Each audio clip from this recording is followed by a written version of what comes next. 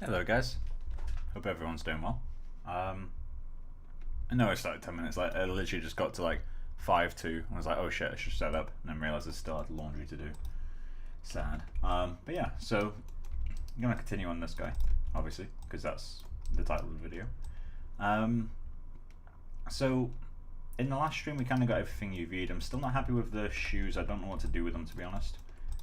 We've modelled everything else. I can probably look into doing some proxy shaders for them soon to figure out kind of general values and how I want to shade this stuff. Because I'm still not 100% set on how I want to do this stuff, so we'll kind of figure that out as we go. Obviously we've got like the hands and all that as well. But everything's UV'd. If I just show the UV editor panel, UV editor. Yeah, so, well, let's not grab the box actually. So we got everything UV'd. I probably should cut the back of this scarf off, but at the same time, if it's just knit, like if it's just a knit, there isn't really a back and a front, there's just a front with thickness. So I'm not sure if it's technically correct to not split the front and back of this. I think it's more correct to not split it, but I guess we'll find out. When everything breaks, then we'll switch it around and fix it. But yeah, so we've got something else selected there, these two. But yeah, so we got our UVs. I've laid it out, so it's seven UDIMs at the moment. The bottom three, so 101 through 103, are anything that's made of wood. So basically just him and his feet and his arms and hands and all that sort of stuff. And then UDIMs 2001 to 2004 are all clothing. So I'm pretty sure it goes hat, shirt, tie, scarf, coat, and trousers, shoes. May separate the shoes even more, but again, I don't really know how I want to tackle them, to be honest. So we'll figure out that. But yeah, so I guess we should just get him into ZBrush, right? So let's go into sculpt meshes. That's not what I want. That's hidden for a reason. So I'm just going to hide that actually, because I still need it for later. Render geo. Let's go into chart kid. File, export selection. And let's go modeling. Maya exports published. Char kid 01. And then yeah, that'll do. Let's turn groups on, and normals, let's leave that on as well.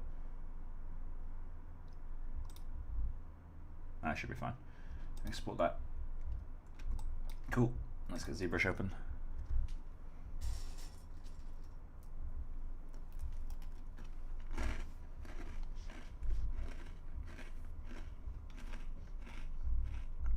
So I'm kind of thinking sculpt him again from scratch.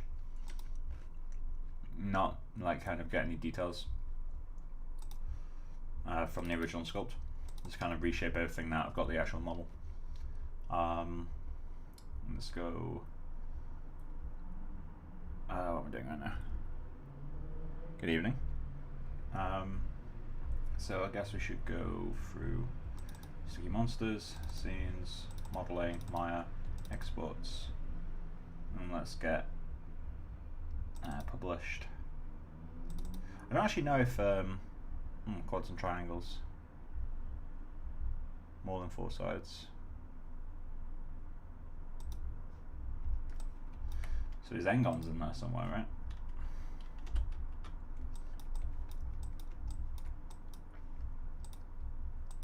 I hate the red wax so much.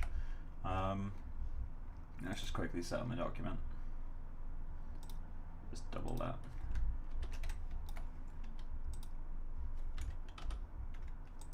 Document, turn off range.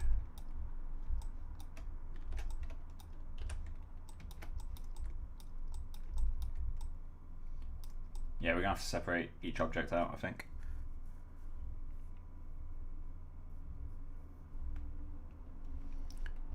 Didn't you stream today? No, I didn't. I haven't streamed yet today. I don't think so anyway. Hope not. Put that there. Yes, this is what we're working with. This is already 3 million polygons, so definitely need to separate stuff out. But we'll be modeling on top of this, but I need to find out where that engon is, because apparently there's engons on here somewhere. I'm quite happy with generally how this smooths out. Like, I think form-wise, I'm actually not going to be doing much, because I kind of want to do as much as I can in the shader.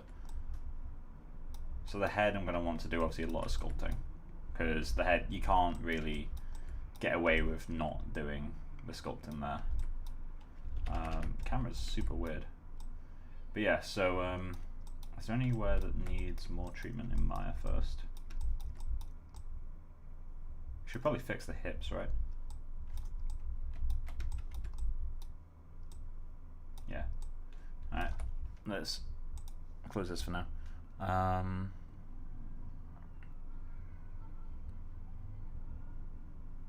Oh yeah, I'm not surprised that everything sold out immediately, to be honest. Not surprised in the slightest. Right, so we need to find these engons. Let's go mesh, clean up, select matching polygons, there's 4.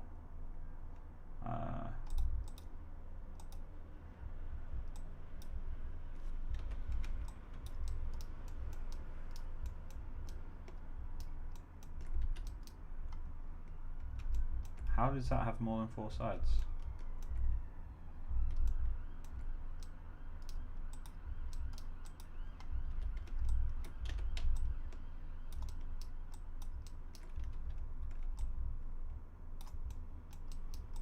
Now something's pinching there.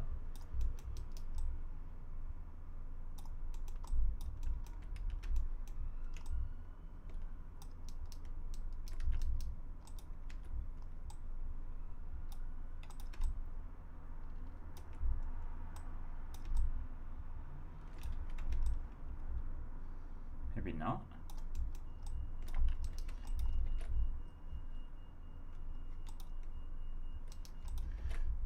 What else have I got in my mesh settings? Clean up. So I only wanted to select faces in both sides.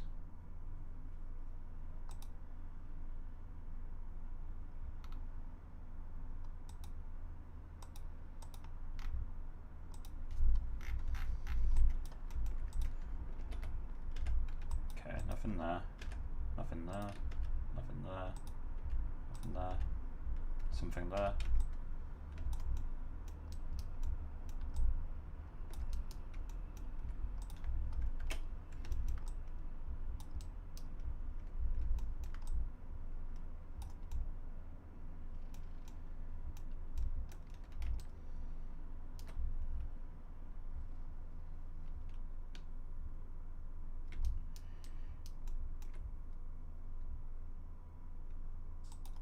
We're in engon fixing mode.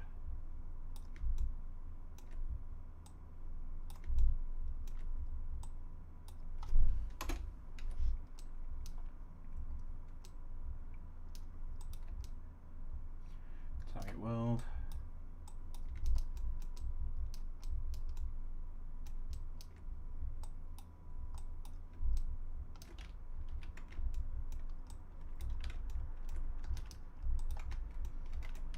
Okay.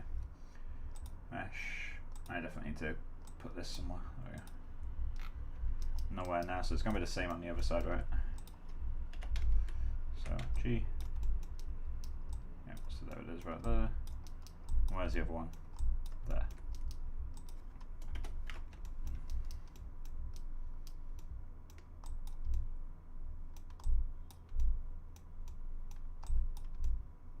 There it is.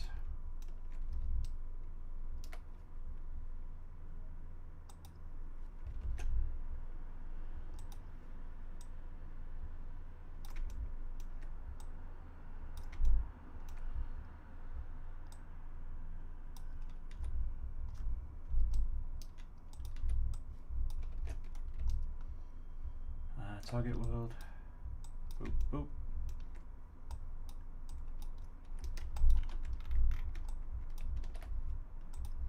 Nothing. Right.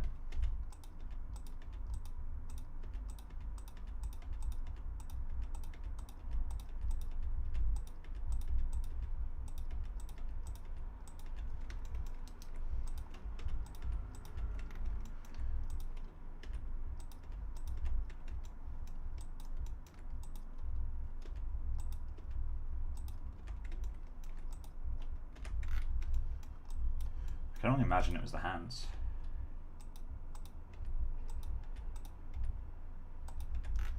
Would it work if I just box select everything except from the hair? That'd be bad. Okay, it looks like it's fixed now, so it's just the hands. So I guess we should probably start exploring stuff. Now our guy got so mad that he created a bot to buy every auction. Good lord.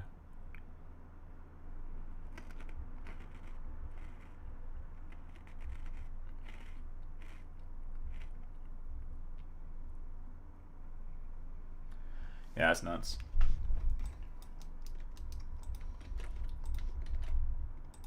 Doesn't Crisis come out tomorrow as well? Like the remaster of it. I kind of want to get it, but at the same time, I quite like having my workstation. I don't want to set it on fire. I feel like buying that would be a great way to set my workstation on fire.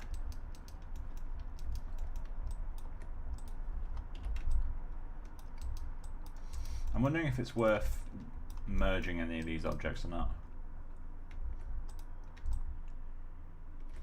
Because the thing is, like, this is my first time doing a proper, like, multiple object, like, pipeline for a character. So I don't know what the technically correct way to do this is.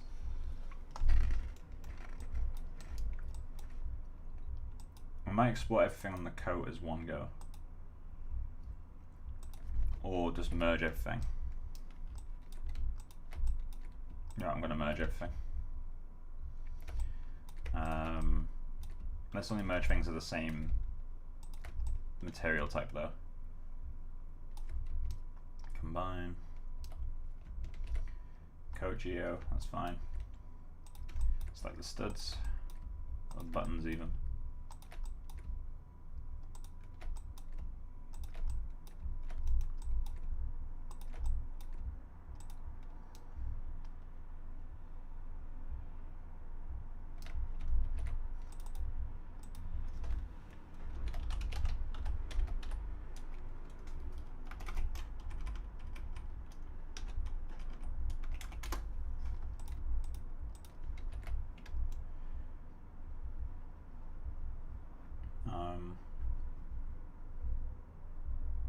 Clothing group.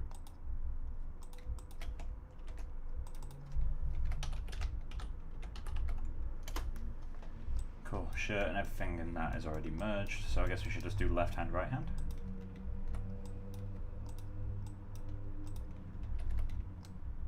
Combine.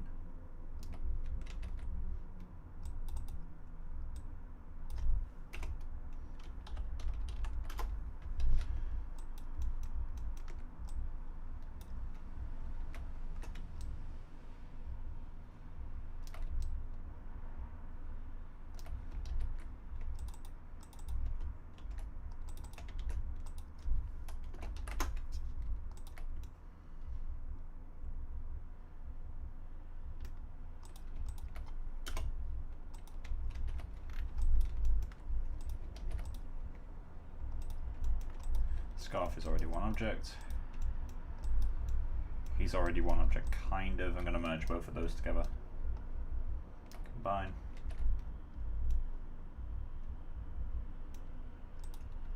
Probably get rid of all that.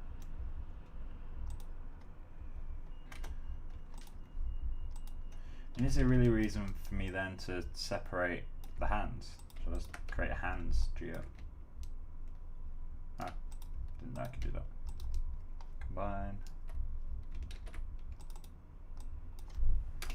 And geo. Wrong thing.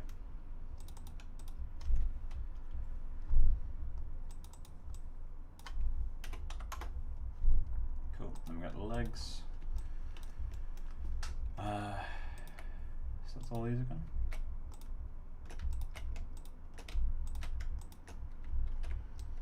Combine.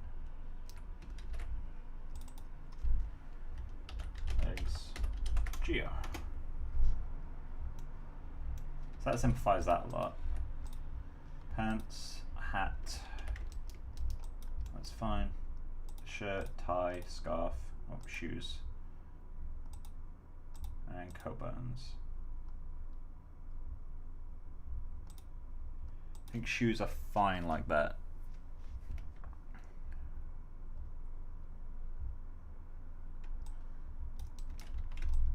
Oh, so I guess we should start getting this exported. So that should be everything now. File, export selection, char kid, coat geo, file, export selection, char kid, scarf geo.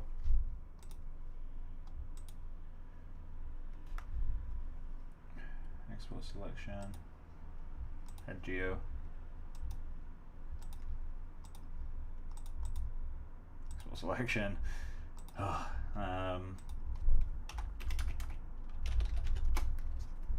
go away. There we go. Did I get the hat? File, export selection. Did not.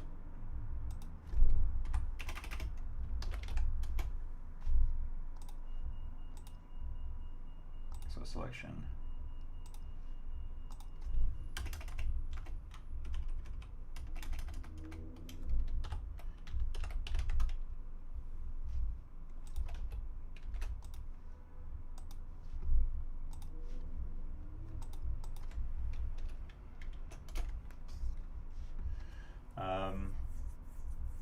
Head hat, let's rename that while I remember to do it. Then we got trousers and shoes. I'm not going to bother with the coat buttons. In fact, maybe I probably should. Alright, let's export that. Selection, coat.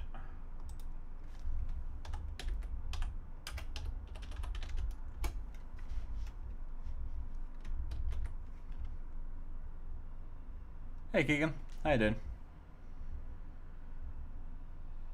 How do you manage your energy? You go to work all day and then sit down doing some streaming. Yeah, I mean, ultimately, I'm doing this because I don't have much better to do, to be honest. I can play games, I can do little bits of freelance. I try to spend the weekends away from the computer as much as possible.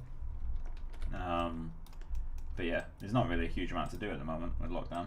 You can't meet in big groups again, so...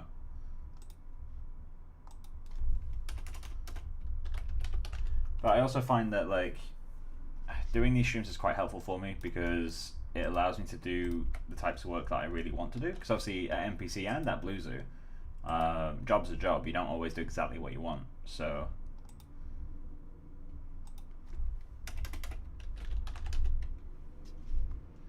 again, oh, it's already open. I'm just going to delete this one. And that's all of our geometries.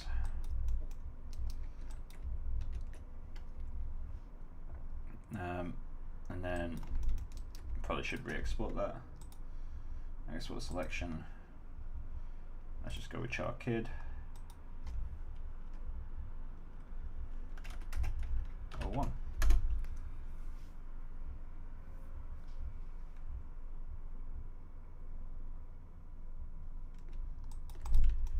Cool. Save scene. I just want to quickly test something, which is, let's delete this guy first. Import char kid. I just want to do this. Export char kid 02 just as a temp. When I bring this back in, is it going to work? Like, is it going to have all the meshes? All the meshes separate or not?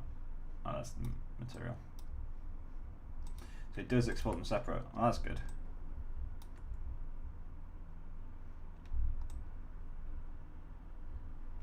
In which case, merging all the objects together was pointless.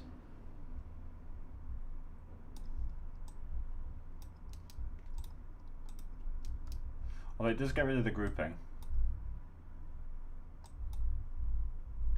So I'll delete that for now. edit, delete unused nodes.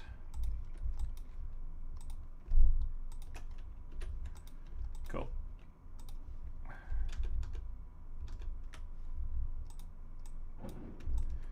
So we're gonna have to do a geometry. Probably should bring these in separately anyway, because it's only gonna make my life easier for managing subdivisions. So let's delete that and import these. Let's go with, let's start with the head. I may as well just start from top of the list. Alright, coat buttons. Append. Look at those beautiful things. Import. Coat. Append. Is there a way to import multiple things at a time? No. Don't want eyelid. Hands. Append. And this is gonna be my primary sculpting, so I only have to do this once. Hat. Append. Cube. Import. Head. Finally. Append.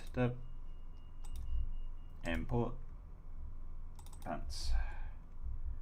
Append. And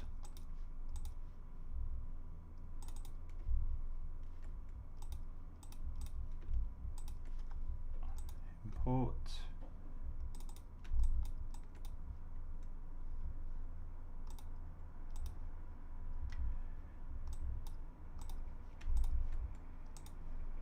Did I not get the shirt? I don't think I did. Get back into here, grab you, file, export selection.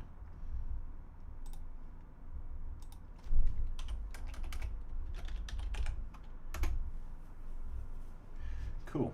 So let me just get back in that folder, delete this guy and eyelids, or eyelid. Then we can start sculpting.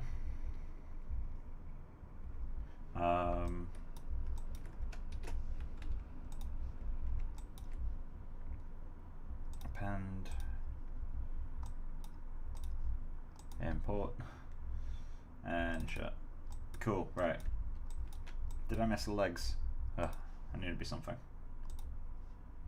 File, export selection, and legs.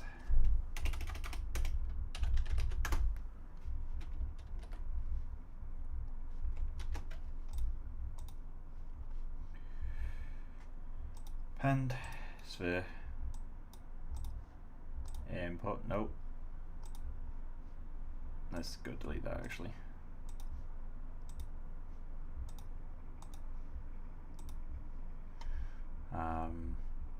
Import, grab the legs.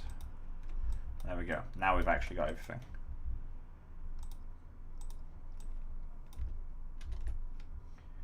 So I guess we should go to modeling, ZBrush, sculpt, and then we can go to, let's just call it 10. In fact, no, I'm just gonna ramp that up to 2001. So there's a more clear divide between concept sculpting and actual sculpting.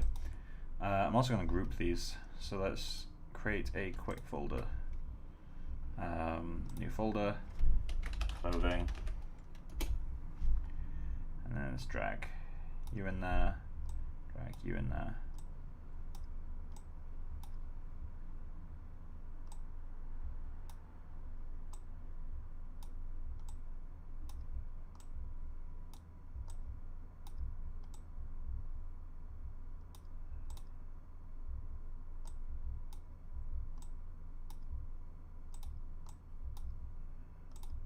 And then we just need a wood group, right? So let's create a new folder again. New folder, there it is. Wood.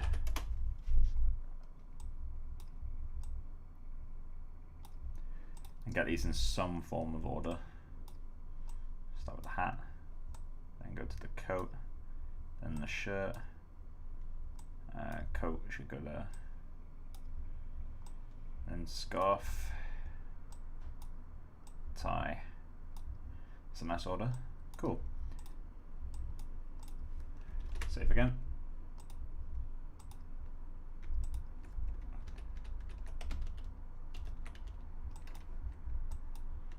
Yeah, so what we're going to end up doing is smoothing out the mesh quite a lot.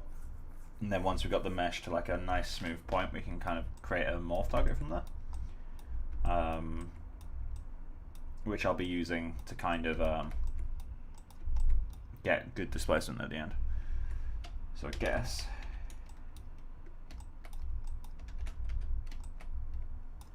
just smooth out the mesh to begin with. Where's my pen? There it is.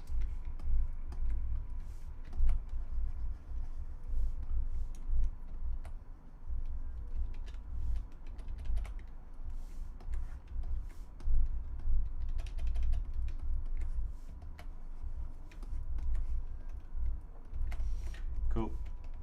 Smooth view 78k. Should go one higher, right?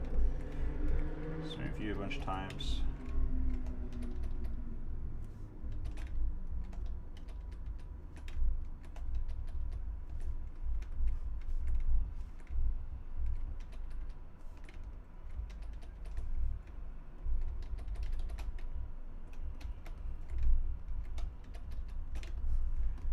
Cool.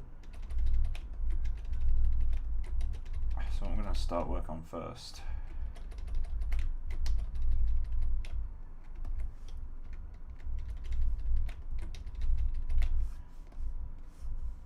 Oh, I just remembered that stupid shit. Okay, so now I need to go through and import all the objects again. Because what happens when you smooth a mesh in ZBrush is it permanently changes the shape of the mesh. So that your low level subdivision is smaller than when it started. Right, let's go back to the top. And what you'll see as soon as I import this, he'll get slightly bigger. So let's go into import, Maya, exports, published. Let's go to head.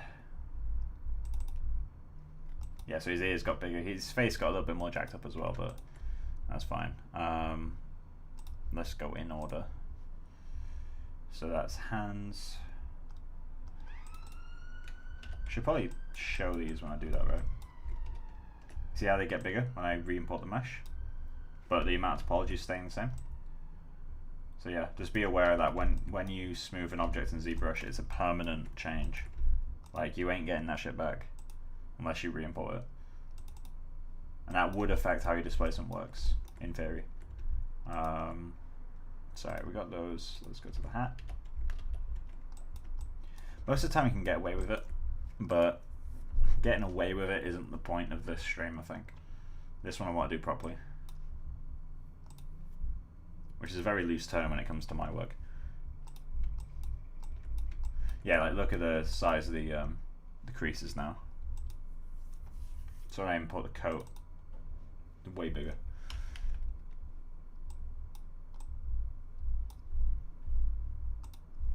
I don't think I actually smoothed those yet, so let's do that quickly.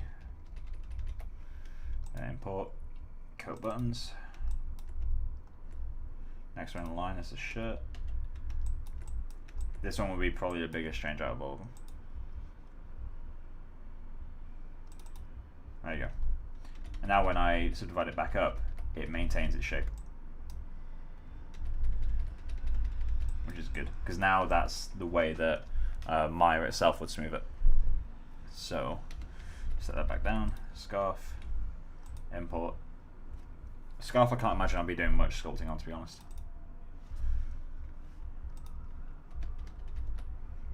Import, tie.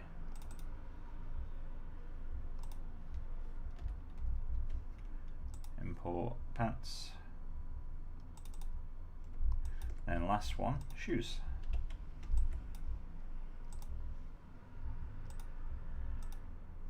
That's the sort of area where it matters, because before it was like permanently clipping with the feet, whereas after it's not anymore. So it does matter to do that sort of shit. So now, almost finish the tedious stuff before I can actually sculpt. I need to go through and create morph targets for all these, just so that when I create displacement, it will create more accurate displacement. because it has the like accurate starting point. So I'm gonna smooth out this face first. Let's go to the highest level. So I want to get that super smooth first.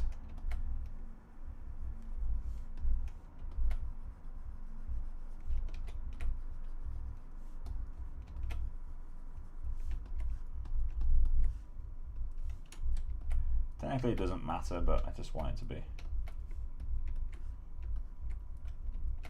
This is less bumpy than it was, you know.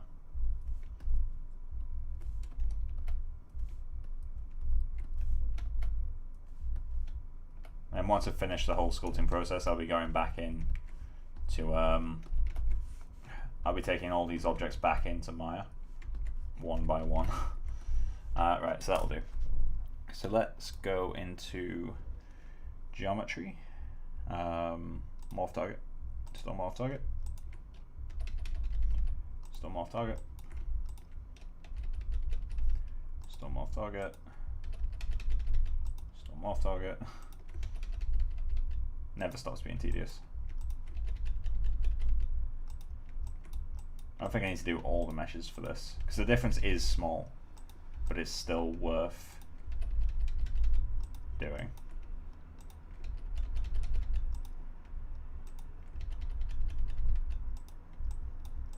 I think that's everything.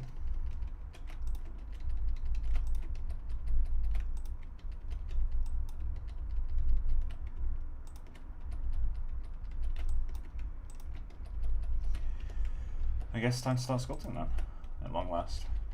I'll start with the hat, because for some reason that's what I'm pulled to the most right now. So the key here is to be subtle, because I'm going to be doing quite a lot in shader, I think. I'm going to inflate areas where it needs it, so just do that. And while it's symmetrical, I'm going to make use of that and keep it symmetrical.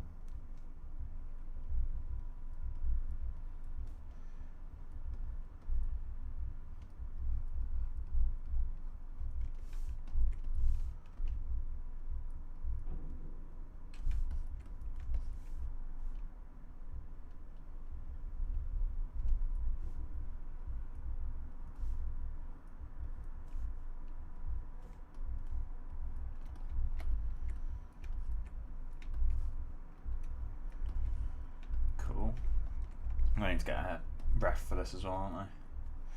See if I can find flat caps.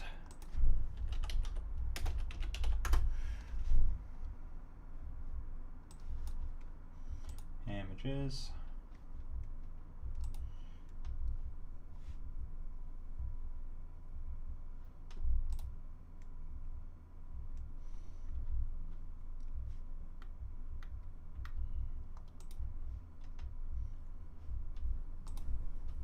Just looking for what generic details I can get.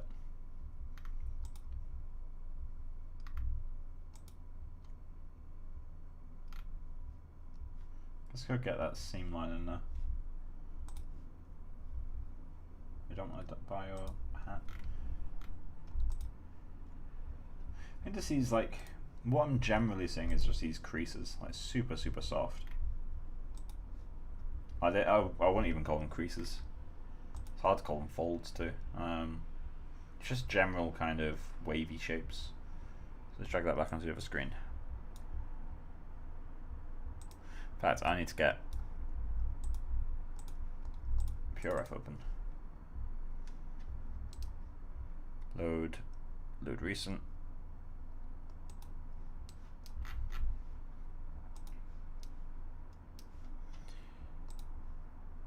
So let's see what the best image we can get is.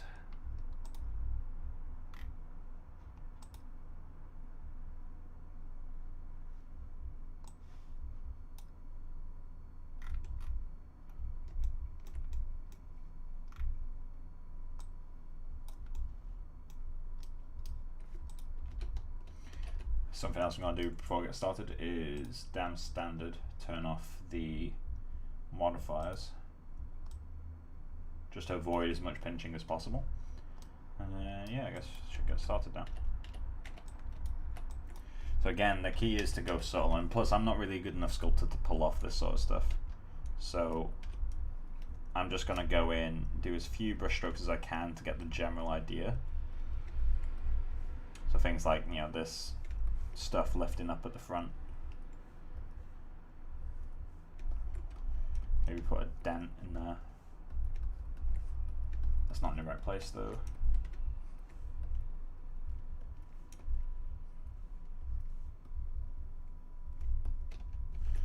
Should probably also polygroup this by UVs.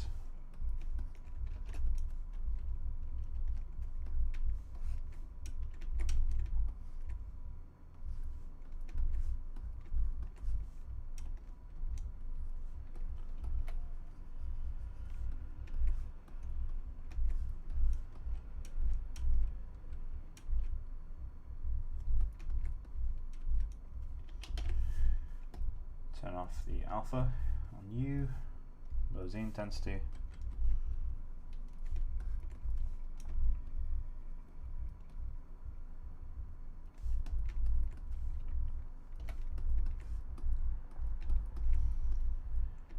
As I said, I'm really not wanting to do much, so I'm going to keep this pretty subtle.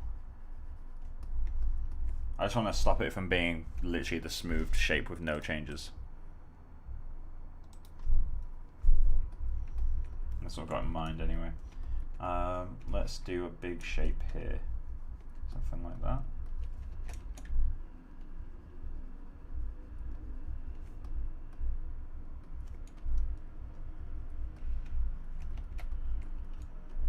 We need to counter that somehow though, right? Because wherever we remove fabric, we need to add some somewhere else to keep it feeling somewhat consistent.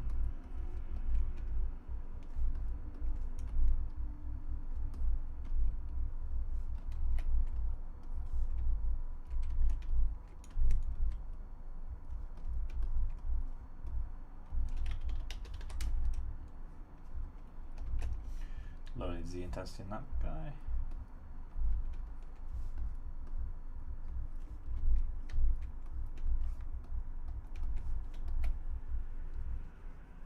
I think I may have over sculpted that already.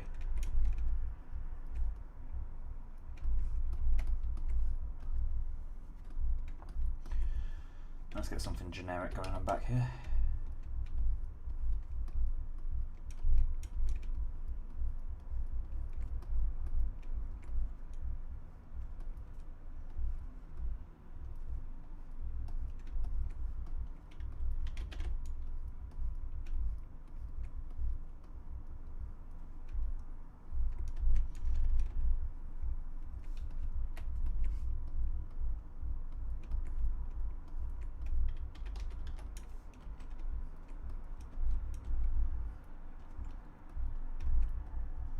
That doesn't make much sense, does it?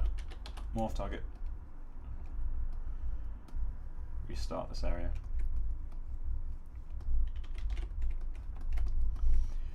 Let's think.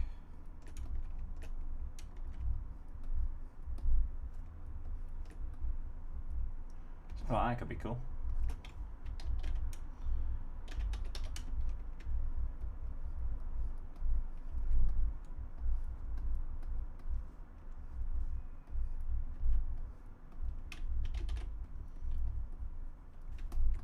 These two connect up.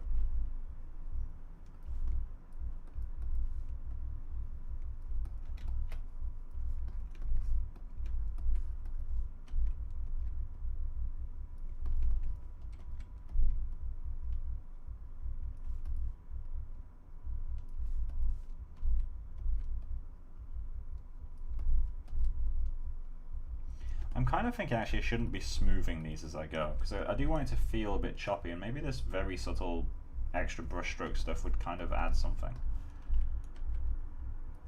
So I'm gonna try to stay away from the smooth brush while doing this sort of sculpting.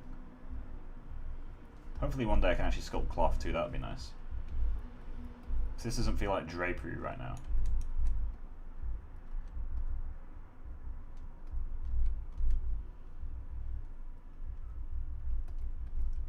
Well, it's not drapery, but you get the idea. Like, it doesn't feel like it's weighty. It's just like folds that are just there, really.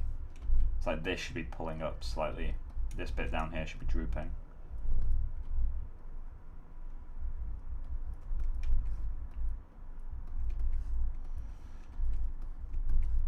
connection here makes no sense.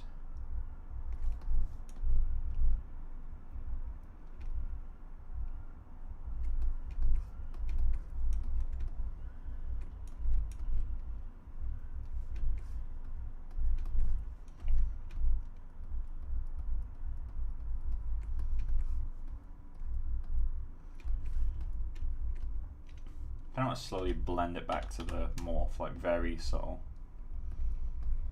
That's better. I just went too deep. Cool.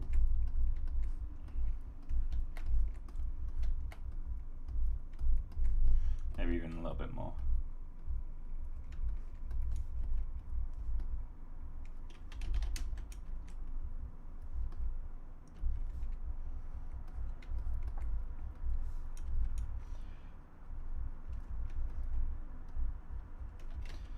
So if I try to polygroup this,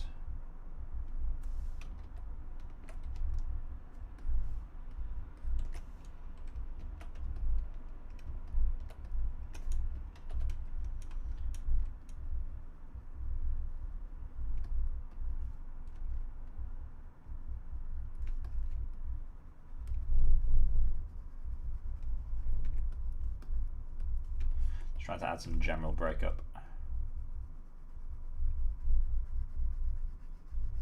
Also giving it a little bit of a droopy feel in the process. Is shadow rendering on?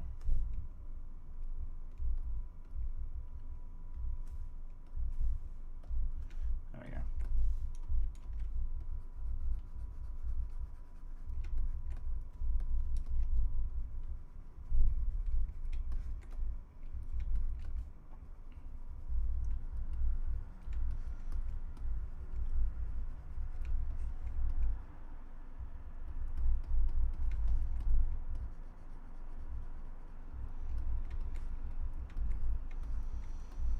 Can't I just try like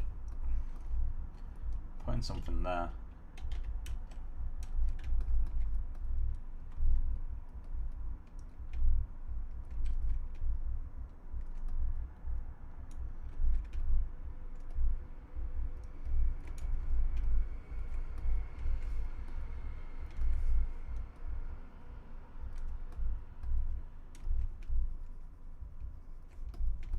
Kind of an area that's nicked somehow.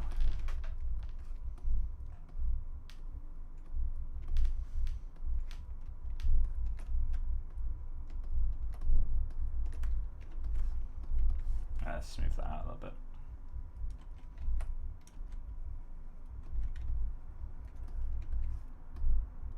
There you go, slight grease. Let's get you as well. Is that all of it? Yep.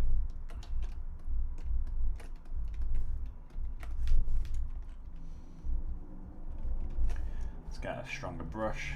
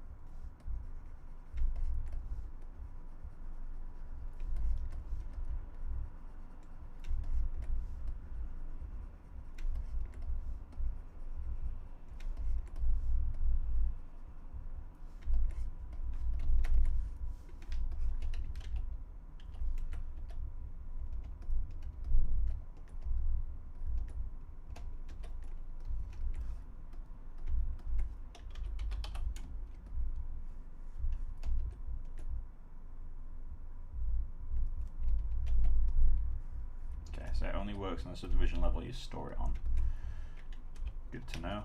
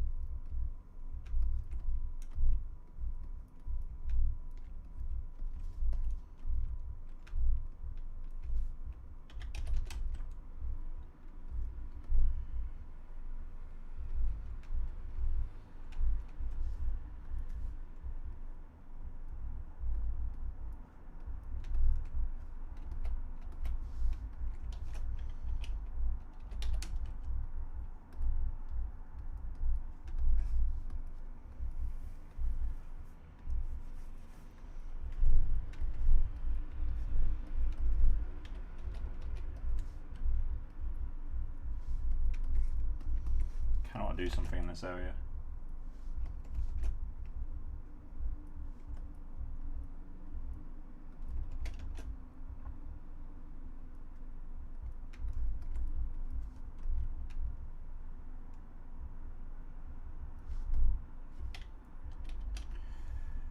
Let's go with a violent brush like clay tubes.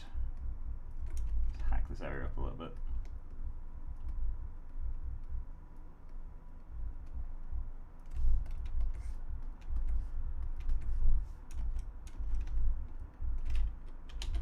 Maybe clay.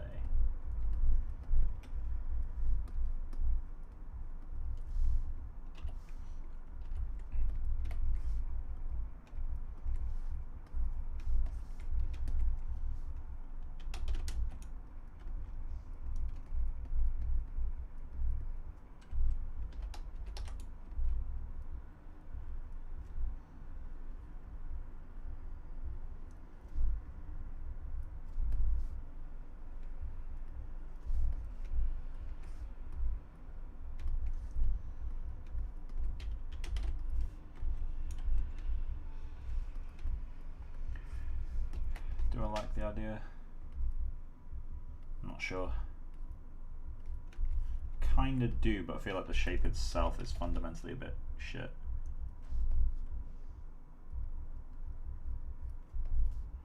Let's have some lines that follow the sewing pattern of the area.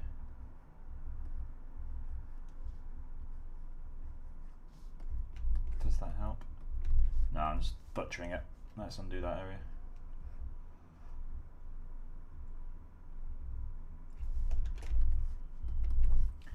I do want to do some kind of distress in this area.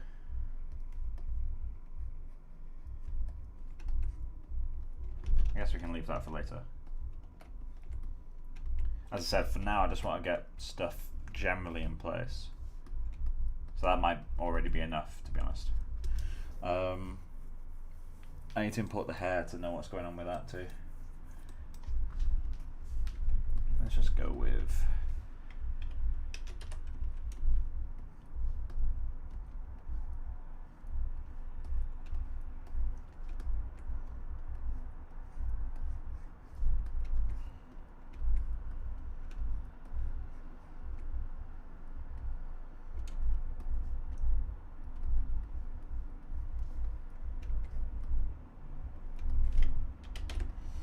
this area too bumpy now.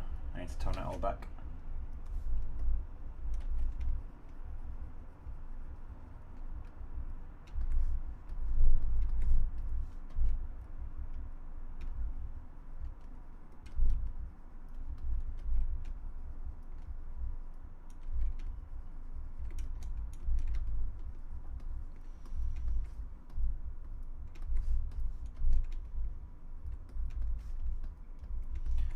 That will do for now anyway. Right, so let's get back him back up to full. Okay, so I'm gonna go up one more subdivision, maybe even one more still. So 5 million, that's more than enough, I'd think. I'm gonna store him off target at 1.4 million.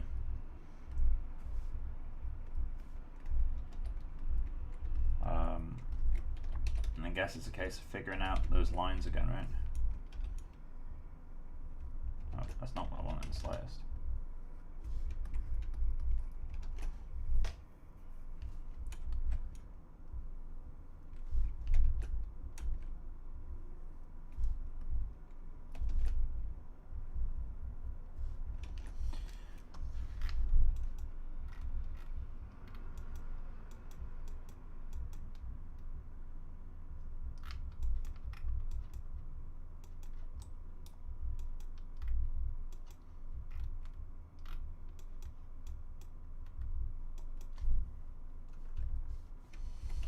I guess I should probably sculpt it first. Right, so let's go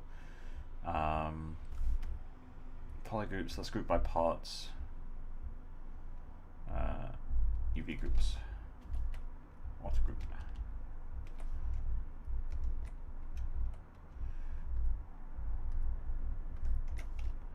Group visible.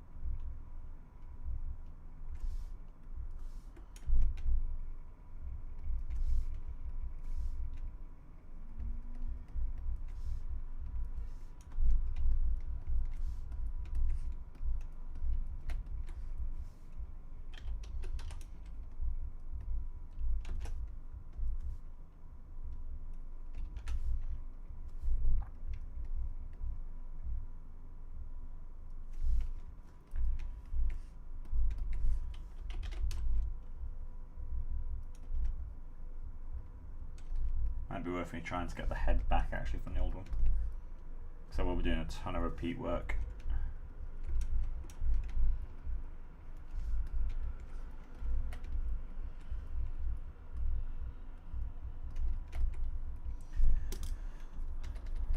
Let's see what I can recover. I'm going to save this scene. Let's go 2002 just because I have started sculpting now. And let's open, put it on the other screen. Let's open U.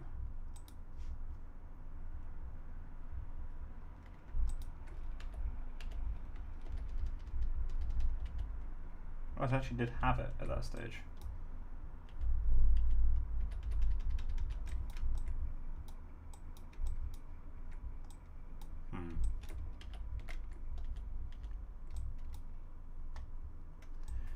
So shall I just export this as a Z tool?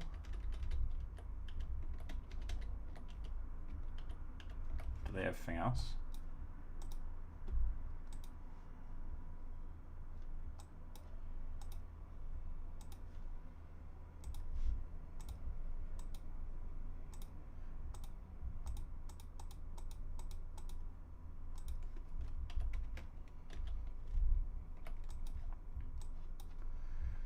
Export.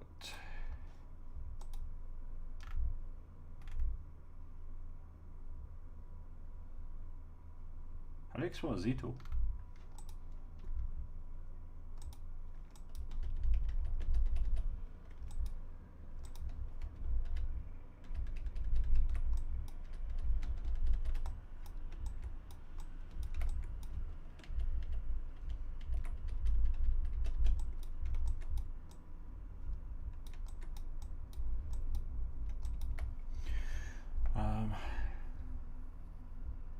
Save as. Ah, there we go. Put that in ZBrush exports. ZTL. Head 01. Oh, I'm already in ZBrush, of course. Open.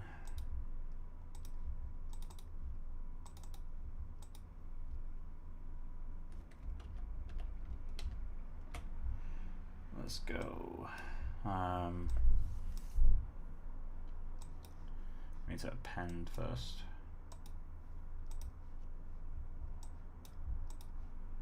And then, oh, load tool.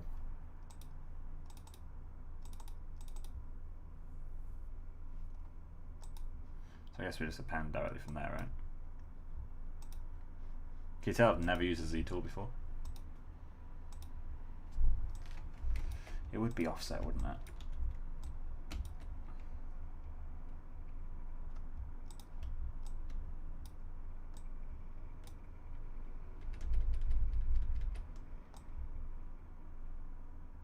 Oh, fuck you. What I could do, I'm pretty sure this is like cheating, but why not just import the same base mesh over this guy? It will change the form slightly, but I'm not too worried about that because I need the same base forms anyway. So let's go Maya exports published head. Oh, it won't have matching topology because it's missing the eyelids. That's from while it lasted.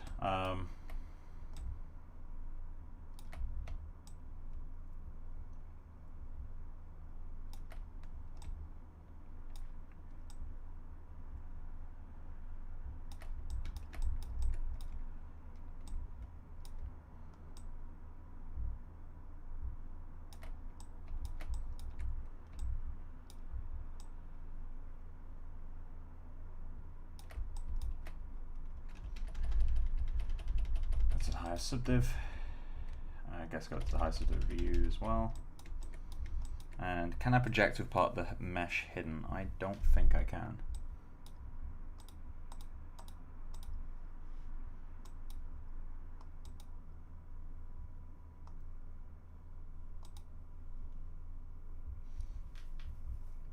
Maybe you can. That's a nice surprise.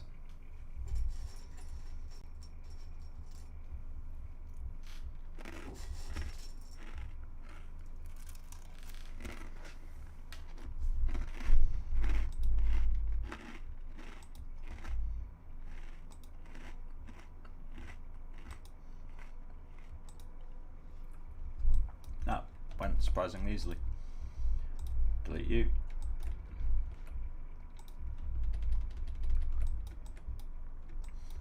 Now I guess I can import the base mesh again.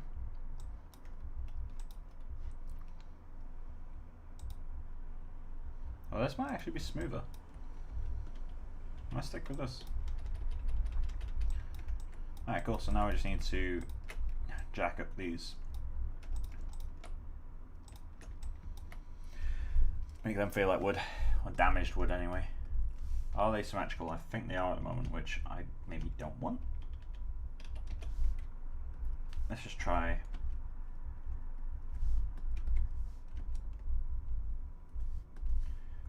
Chipping this out. In fact, I should probably solo these completely, right? Seem to damage the whole way around them.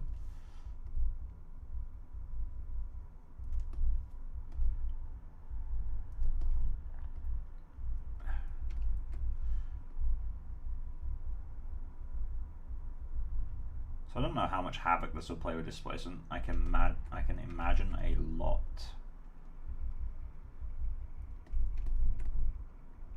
So I may have to manually bake the displacement after the fact.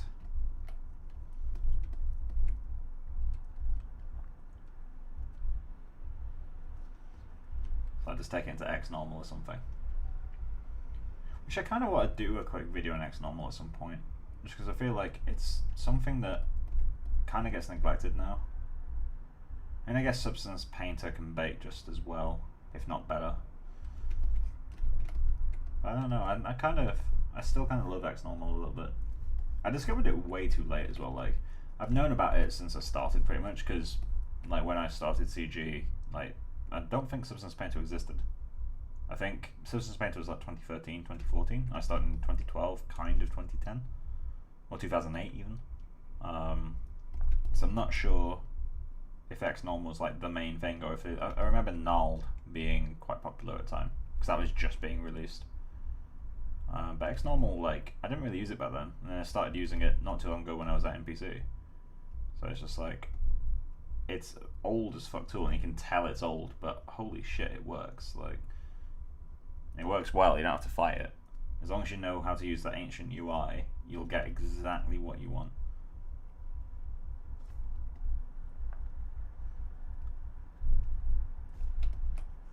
So I'm going to need to go around and relax the topology like a lot. Oh, it's actually, yeah, it's completely folding on itself.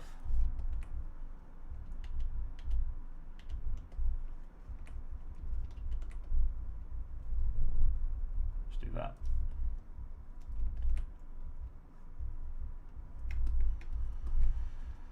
We're going to need to smooth stronger, aren't we? Lightbox, brushes, smooth stronger. There it is. Yes, I know.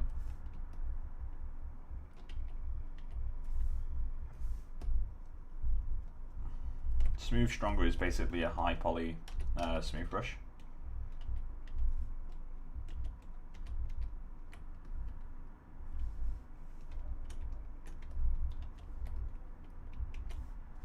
I guess another way to do this is to kind of smooth it as we go, like as I go up the subdivision, smooth it. Because each time I go up a subdivision, it's going to be easier and easier to smooth it out. Although it does obviously ruin any kind of hope at good forms. Why don't I have it beveled so sharply, I guess?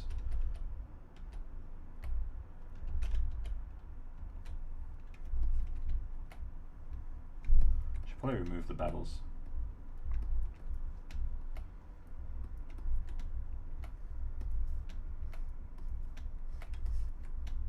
Because I'm currently ruining any chance of getting a good bake out of this.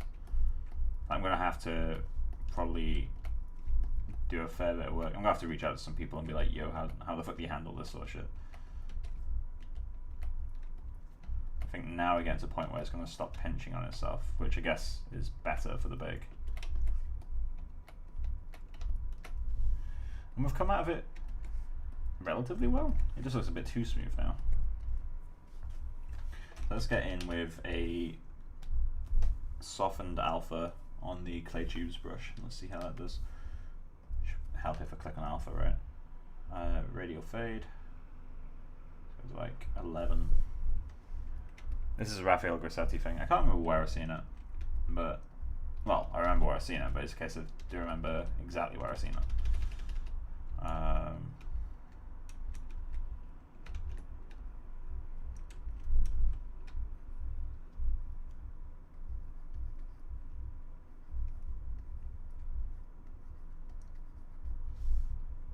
How chopped up does it need to look from a distance? That is obviously way too chopped up, but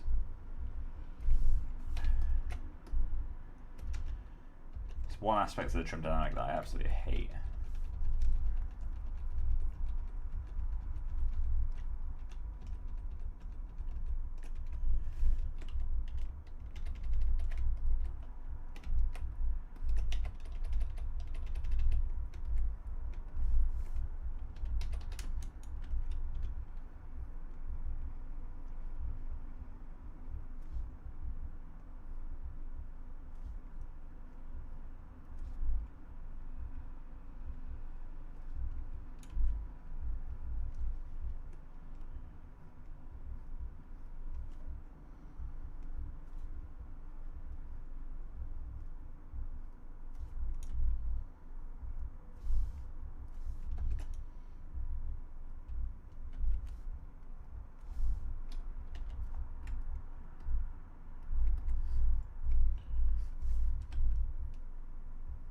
The problem I've got now is I need to keep the scale of these creases at least somewhat consistent between the head and the eyelids. Otherwise, it's going to feel like the head is like a completely different bit of wood, and obviously it kind of is, but at the same time, like I feel like these would both be carved out of the same chunk of wood, like different parts of the same log, but still the same log.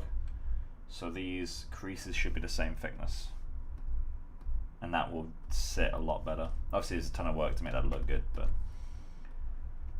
I am curious as to how much work Substance Painter can do for me.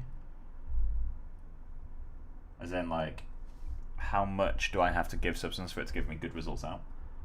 Because naturally I can't give it something like this, it's way too soft, but what can I throw in? What's the minimum work I can do to get the maximum output? And we'll go in with a smaller brush and just crease some of these a bit. What I like to do is do like a smooth stroke with a large brush, and then like more zigzaggy strokes, things like that, with a smaller brush, because it gives me like bits of breakup that I don't necessarily design, they just help. And like areas where this, where it's like really kind of forked, I'll go in and add a little bit of a chip that goes up from it. Granted, as you can tell, I'm not a sculptor, so don't take my sculpting advice. I'm an organic guy through and through, like skin and that sort of stuff, and even that I can't really sculpt properly, so.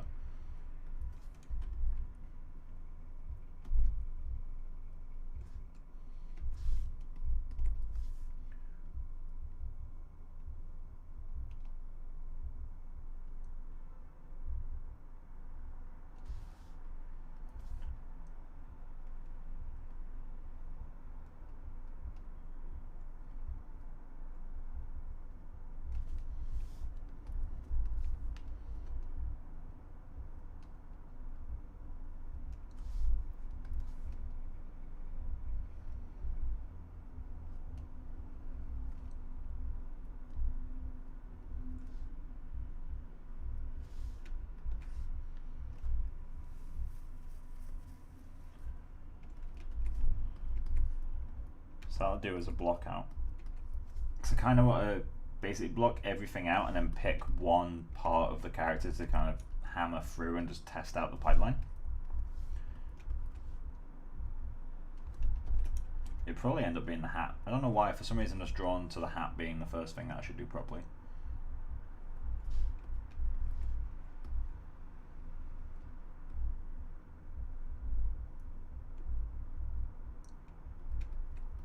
Let's crack this up a bit.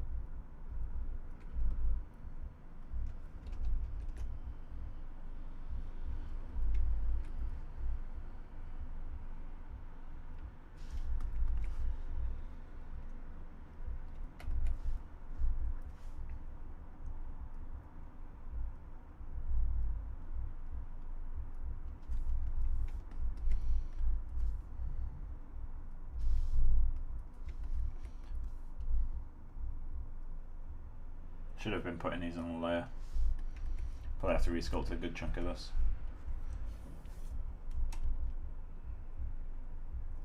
Again, we'll see what Substance can do for us.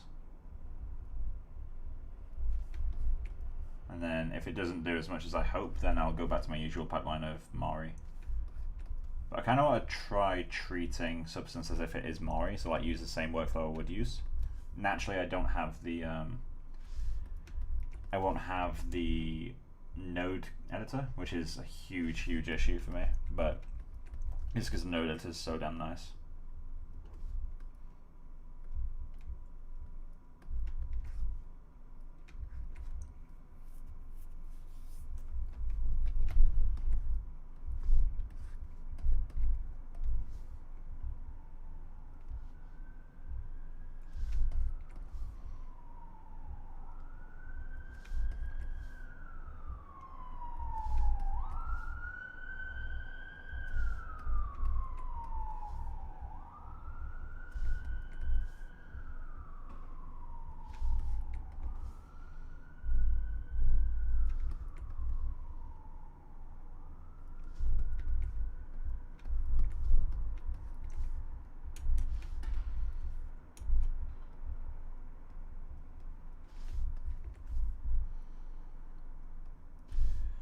I feel like this area should be cracked a fair bit.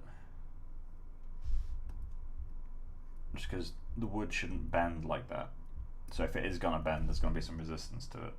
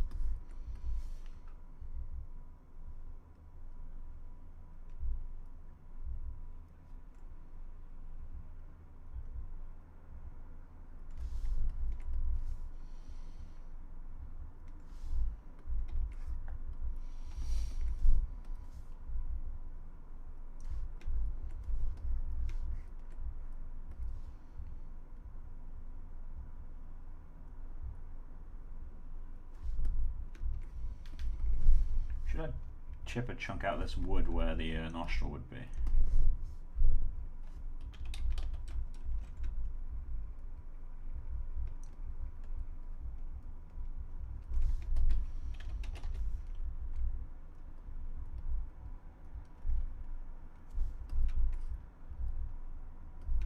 Kind of interesting.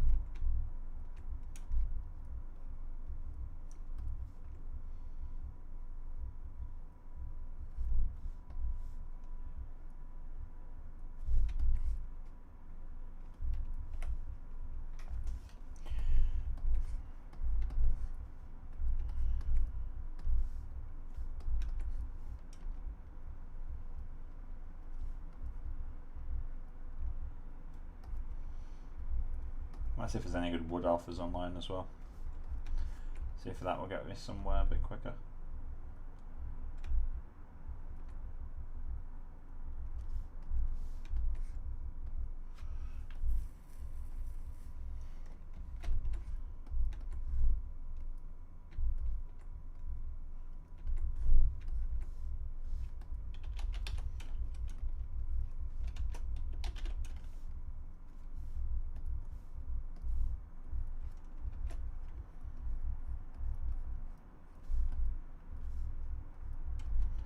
Get some texture in there.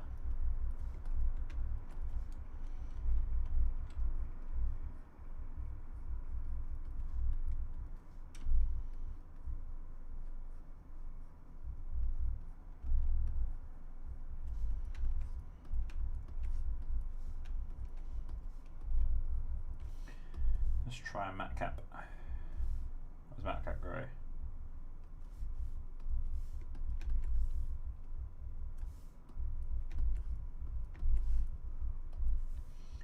I might have to, for once, switch from my usual choice of material, which is the green clay. I think basic might be better.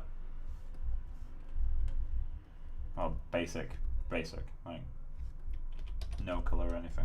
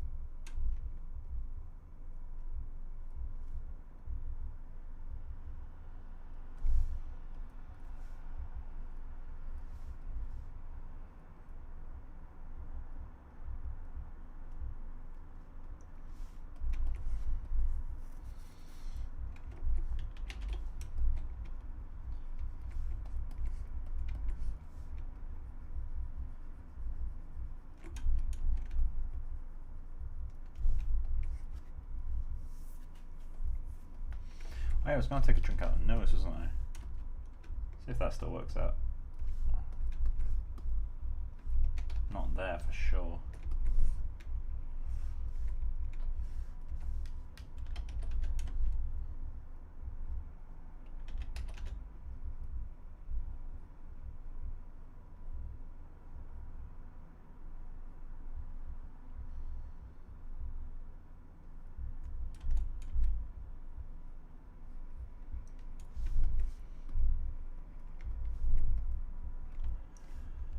Not too keen on that.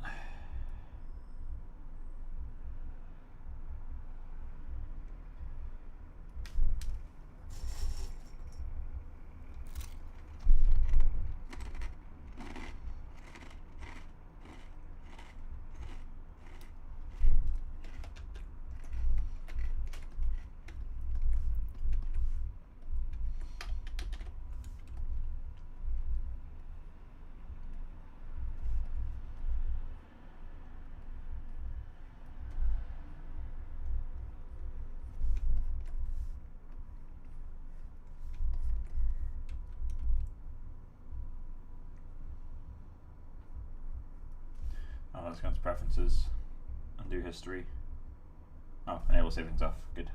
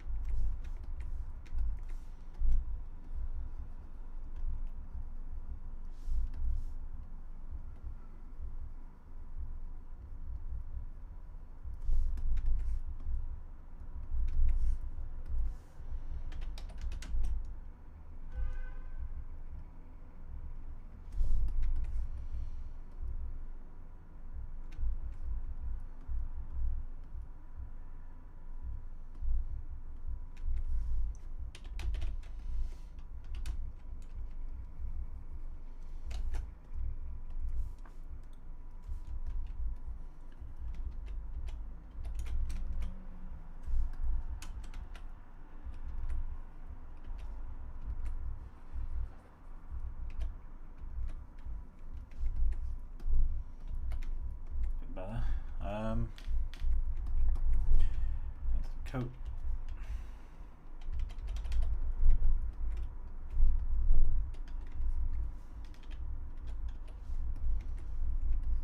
I need to look at coat buttons.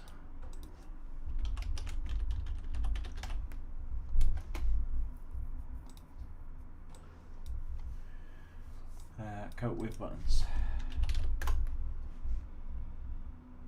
Images.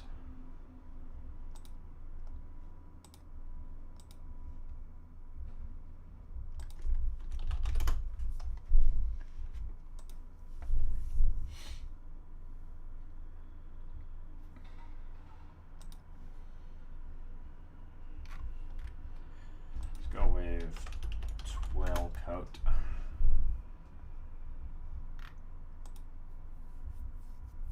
That's kind of cool.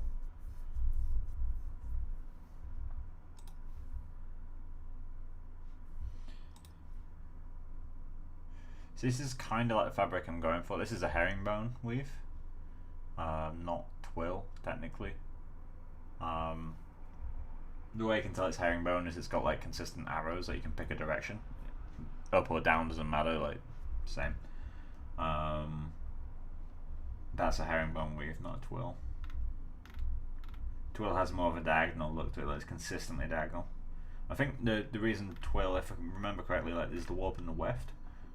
The warp is always going over and under the weft. The weft is kind of pulled tight, and on a twill, the warp goes under twice, over once, under twice, over once in like different patterns. So it creates a diagonal line when you look at it from a distance.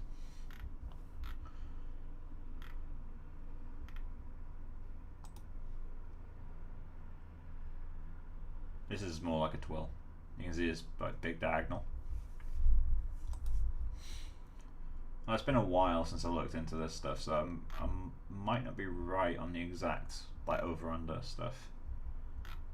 I say it's been a while. It's been about 4 years since I looked into this stuff, so.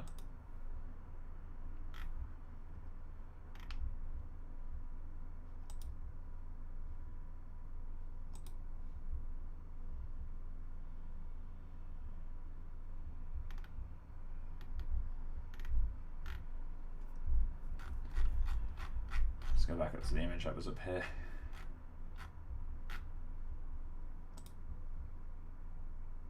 Yeah, I'm going to use that as my general look, at least for cloth sculpting. Again, I can't cloth sculpt, so this isn't going to be how it turns out, but it's what I've got somewhat in mind, just like the general bumpiness of it. Although a lot of that can be done in shader, I'm still going to try to do like, you know, these raised areas around the stitches and all that sort of stuff. So let's group you by UVs. Geometry. No, not geometry. I always do that. Polygroups.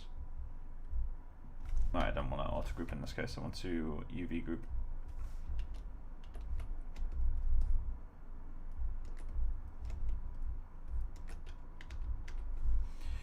Cool. And then solo that. This isn't going to be perfect, but since when have I cared about perfect?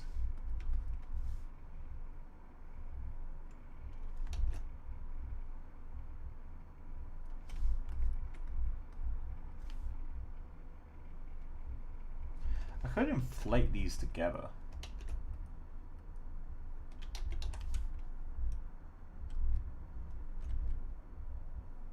Let's try the clay brush. Ah, that's better.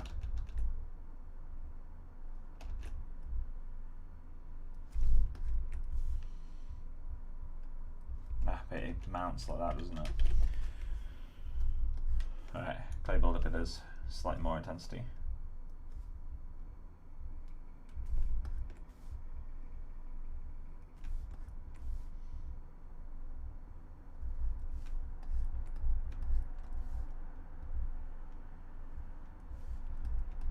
Hope everything go over the lines constantly, right?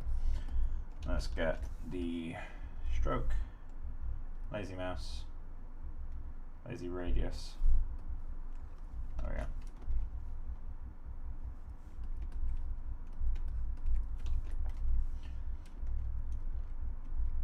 Let's go over consistent size. Let's go with 14. Need an even wider brush. Stroke.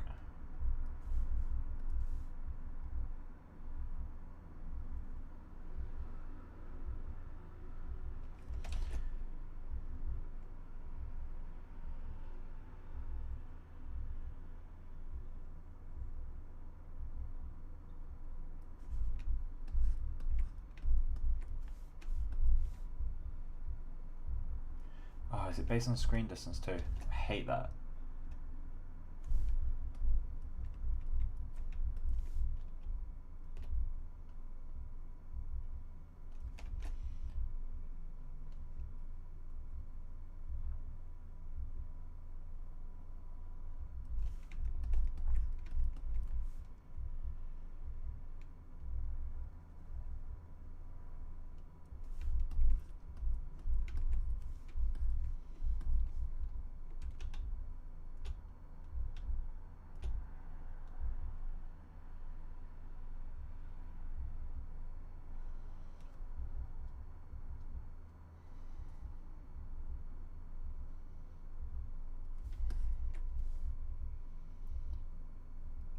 consistent width, never heard of it.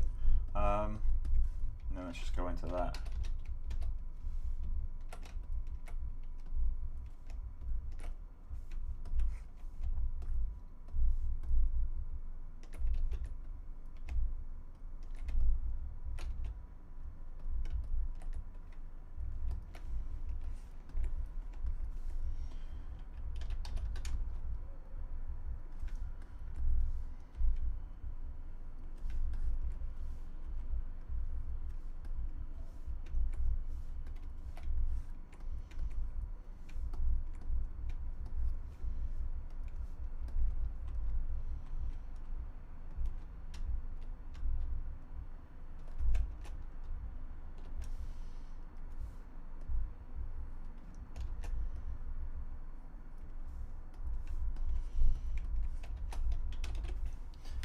Let's go into stroke.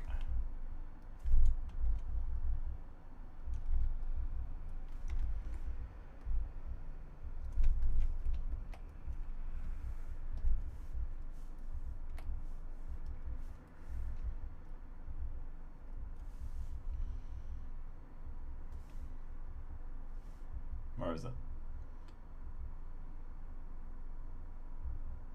Where the fuck is smooth? There it is.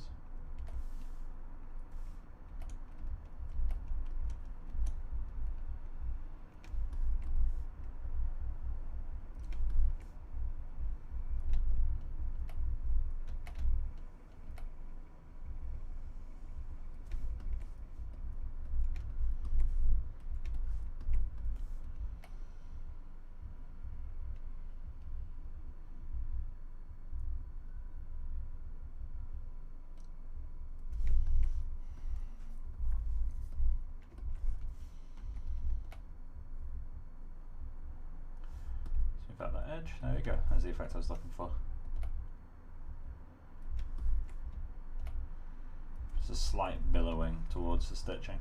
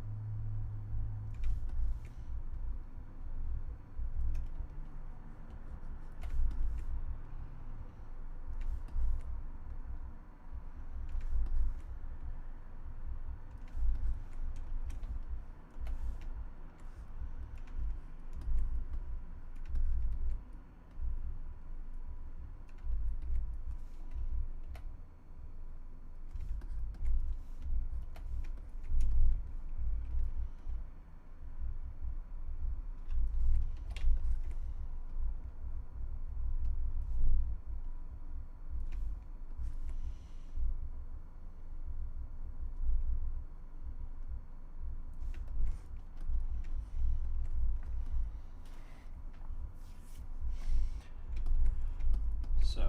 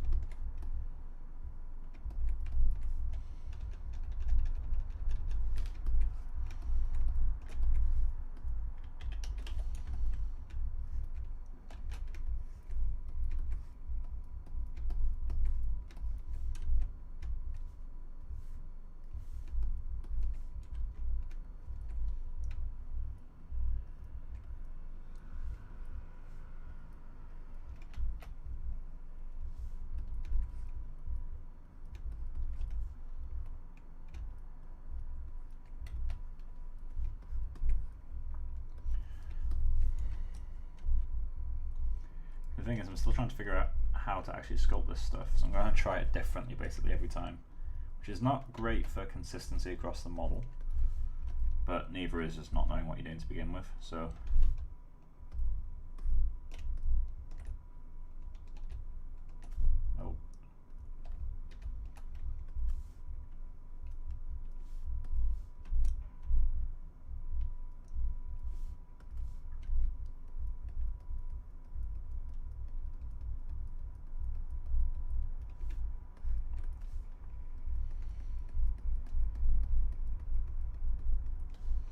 that gives quite a nice effect.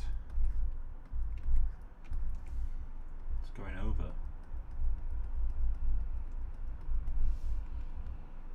Okay, that's going to be how I do that effect.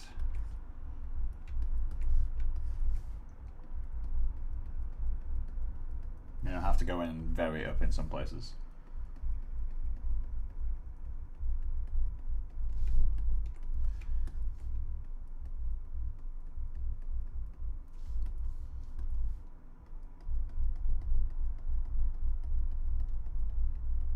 Thing is, this stuff will never be seen.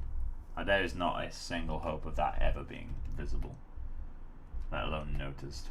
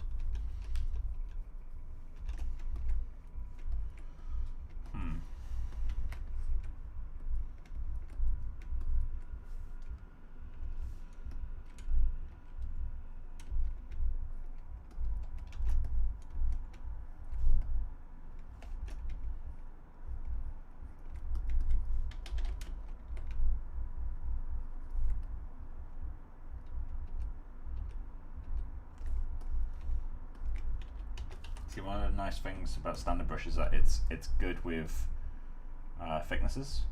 Clay brush is not, because it flattens stuff, but at the same time, standard brush is probably one of the harder ones to sculpt with because it actually requires skill. Clay brush doesn't really require that much.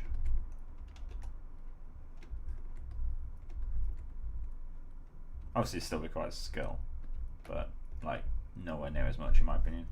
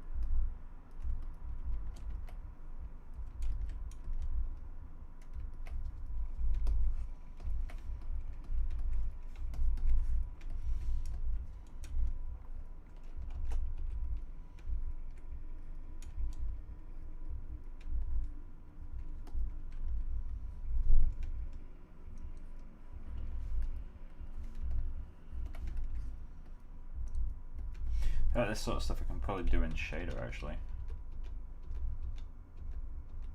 Oh, might do. I might push the shader for a little bit rather than do the sculpting. I mean, I'll export all the disp anyway. It's worth getting something out.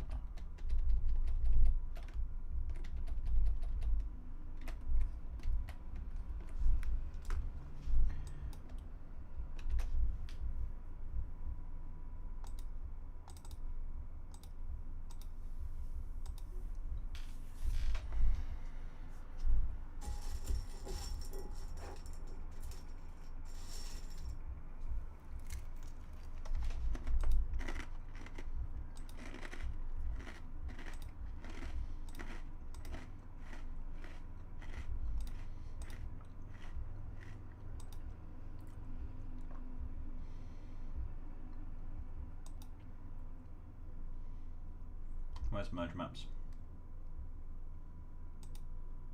There you go. It doesn't work with VXR.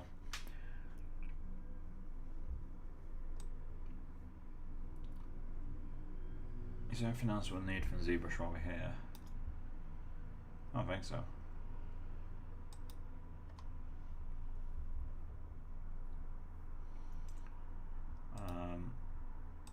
So let's start building our pipeline texturing. So O2 texturing.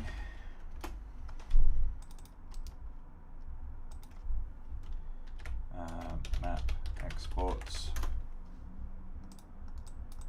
Let's create a folder called zdisp.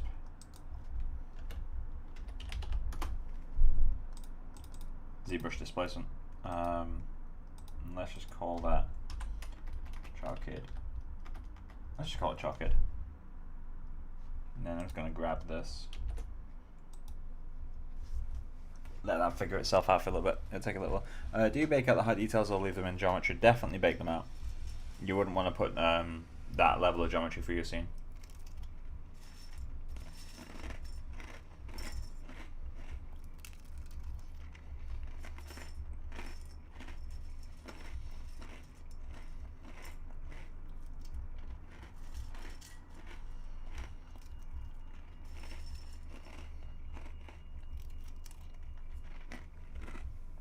That was suspiciously fast.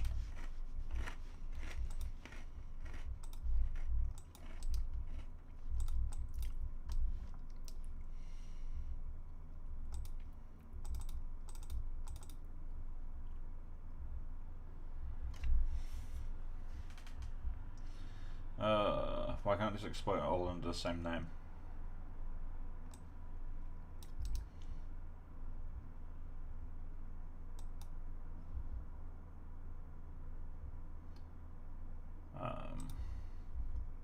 It also doesn't understand the other UDIMs, does it? Ah, fuck. Okay, so we're gonna have to change the file name a little bit. So I've already deleted that, cool. So I want 32-bit, I don't want EXR, don't want 3 channels, don't want adaptive. Intensity is fine at 0. File names. Let's go with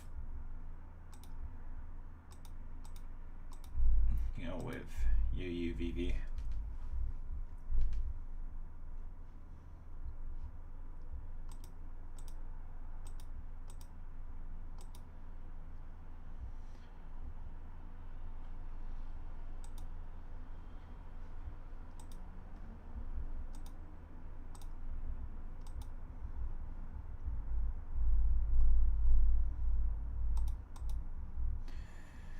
Is there no way to get it to keep the object names, or get rid of the object names from the name?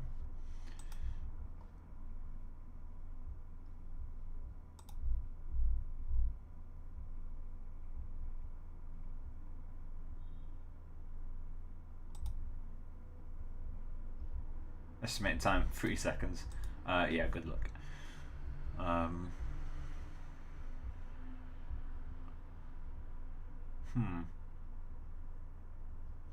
I have to ask around for that. Alright, so I'll just create them for now.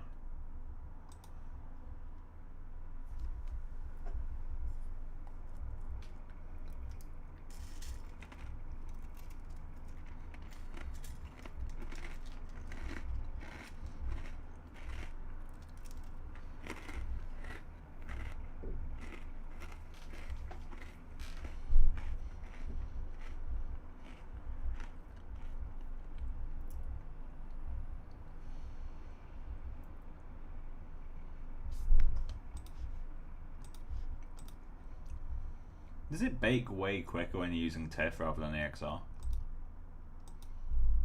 Because that was so much faster.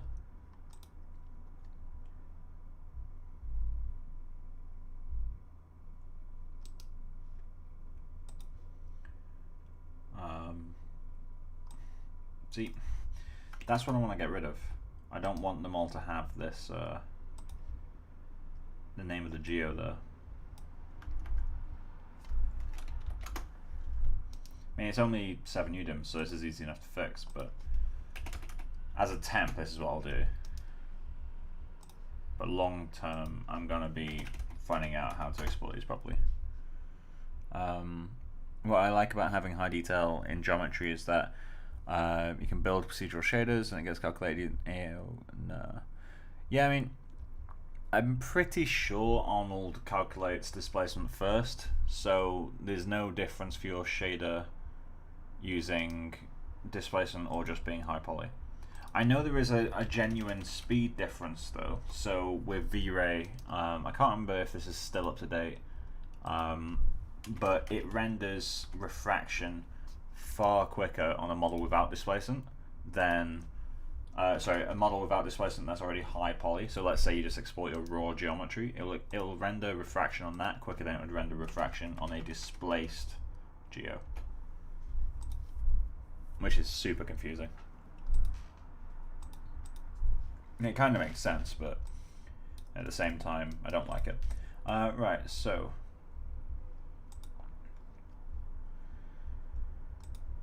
let's just run through and get the temp basic mat.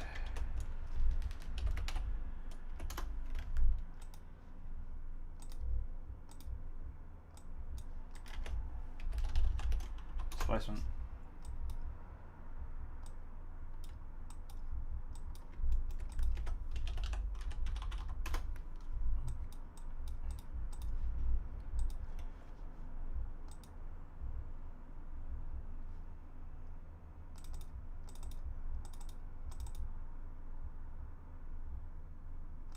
I deleted geo from one of them. I deleted it from a few of them. Alright, let's get rid of the geo from all of them.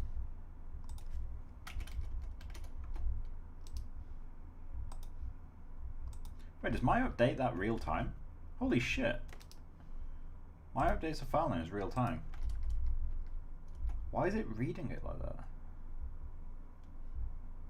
That feels like it would be such a waste of resources. I think that's all of them, right? There's one that's missing ZDisp somehow. This one.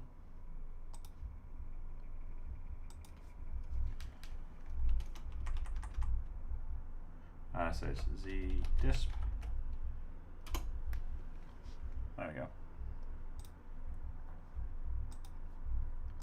View tiling.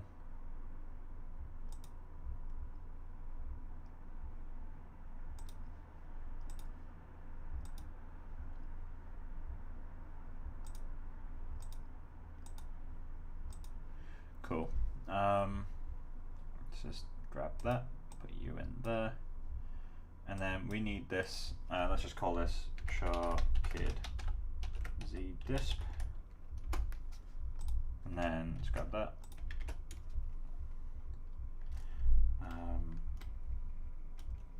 Char kid.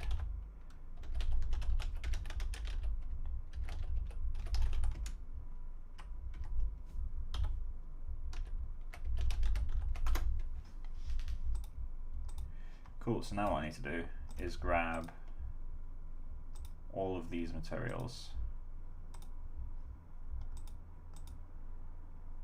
I think that would be all of them.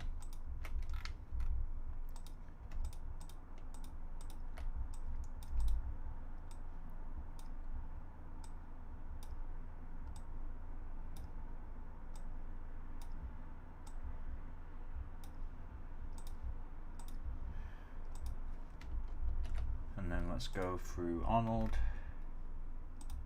subdivision, cut Clark.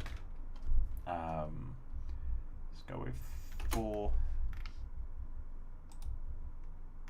Displacement's on by default. Apparently so. May need to turn on auto bump later.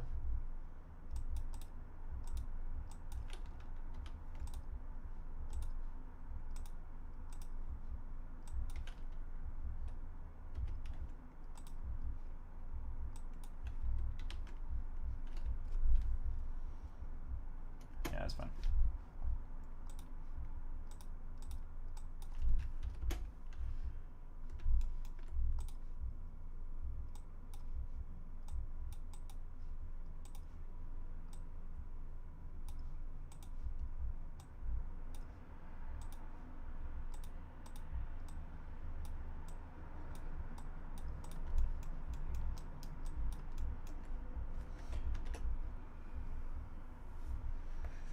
Let's go Arnold.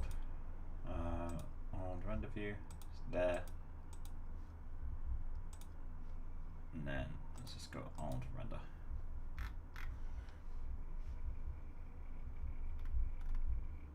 I always get that invalid syntax, but the renders go forward anyway.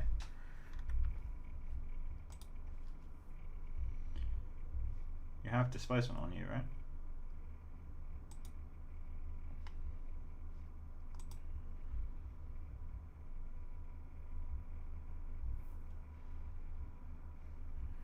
So that's not working. Auto bump.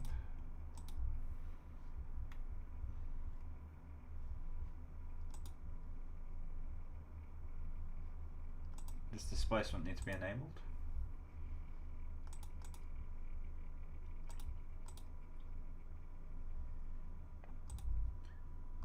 I don't know why that is so high by default. Let's go 12. Clamping, no, definitely not there. System.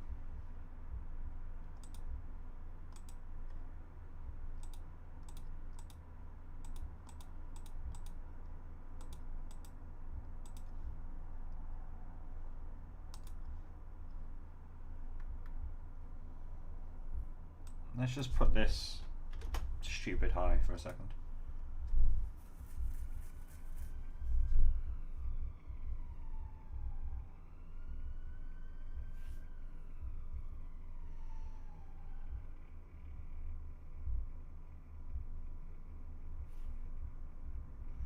Got a feeling it's working this time. No, apparently not. Why is my displacement not working?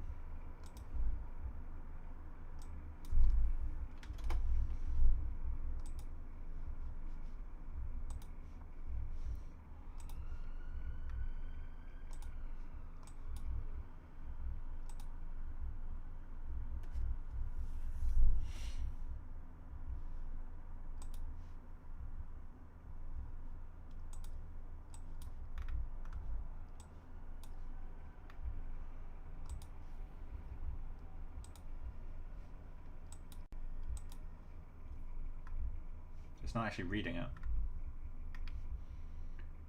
So let's turn off that and just read.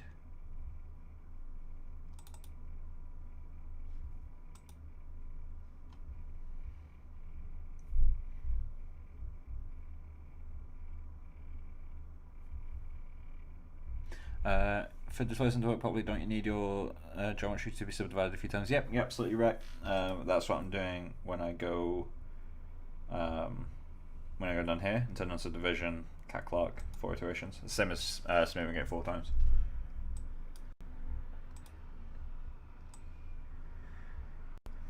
So why are you not readable?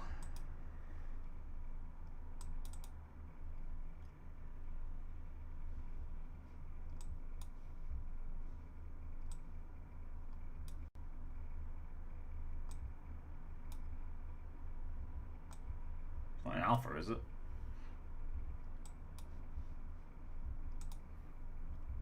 Oh, it's definitely not an alpha. Let's try green.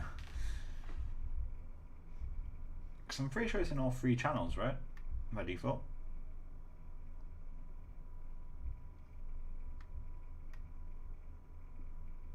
I might be trying to do something there. Let's put some reflection on this.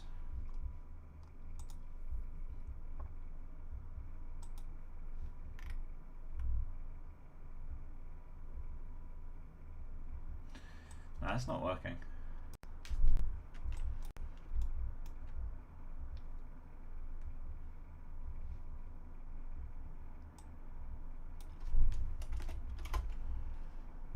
Is this just a case of closing then reopening Maya will fix it?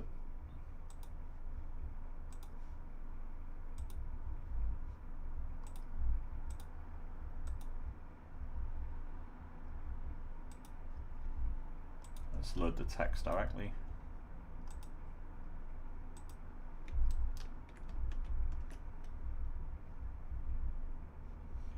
And update full scene.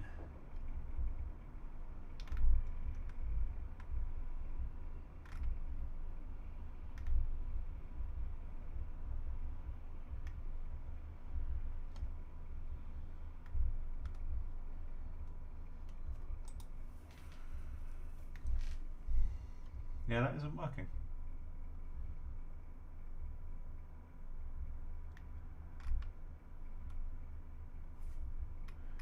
Why? Let me just quickly give it a Google. Arnold displacement setup. Images. Oh, why would I go to images? I mean, it shouldn't be much more to it, but still. Is there an AI displacement that I could potentially use?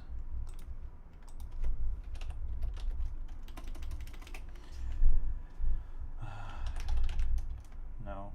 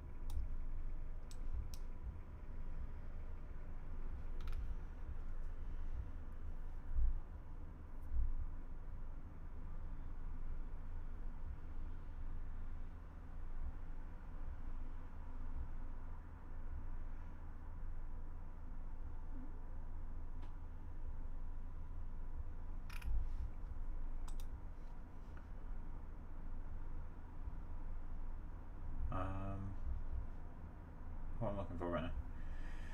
CG stuff, projects, personal projects, StickyMonsters, scenes, texturing, map export, ZDisp. It's definitely there. So why is it not showing up? Like, that is definitely working. You can see the cracks in it. It's not great, but it's clearly working.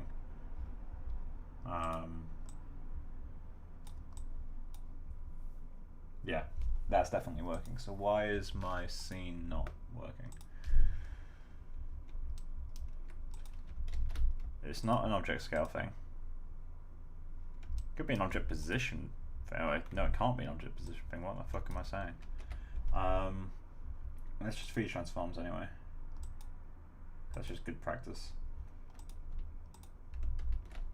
And then we definitely don't have to activate.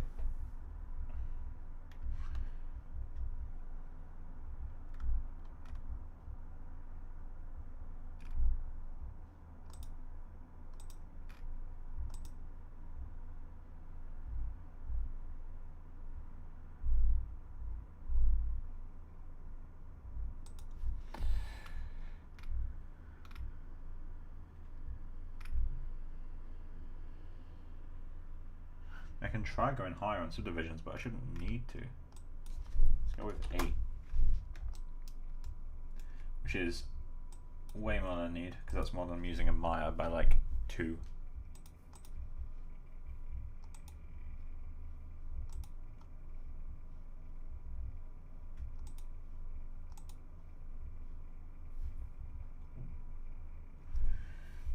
If that's seriously what it needs, I'm concerned.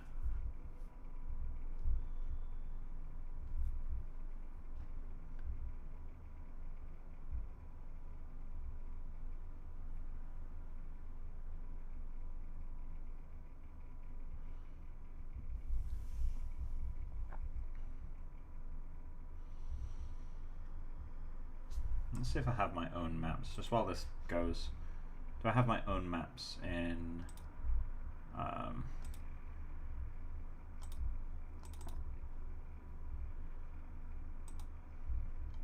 I had to go find my own cloth maps because these aren't mine.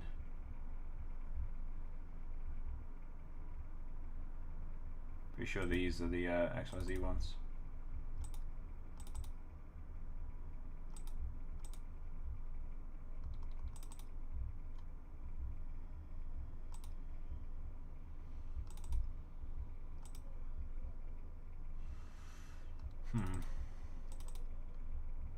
Has it actually started running it? Yeah, it's still not.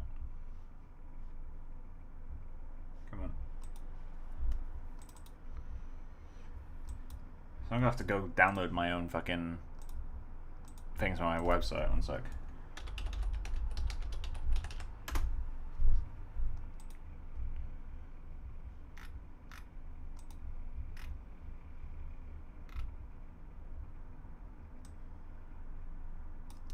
Hopefully I didn't delete them. Haha, they're still there.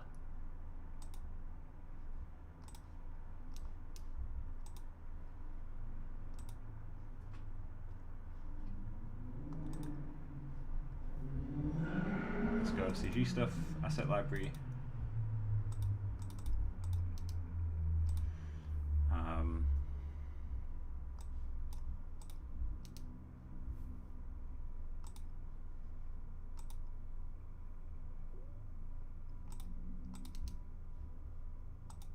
These are like my personal cloth maps I made a long time ago. Comes with my report for the project too. God, it took so fucking long to make.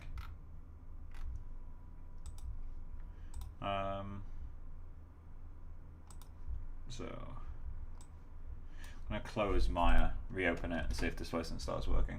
If not, I'll try exporting again as a EXR. Also, by the way, if you want these maps, they've been on my website for years under the free stuff page. Just go on there, download them. There's a link to a Google Drive.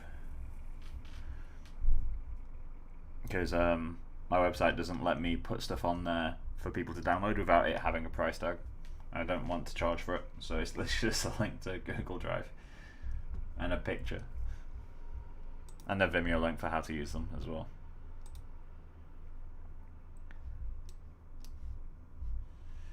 So let's try opening that back up.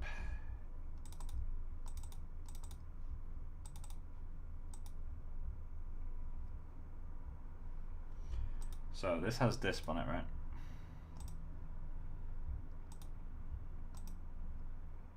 Yeah, so in theory that's working. Color space is automatically set to raw, that's good. This doesn't have anything in it. So let's just try doing another render. Let's check what the error is, just in case it's a different error from normal.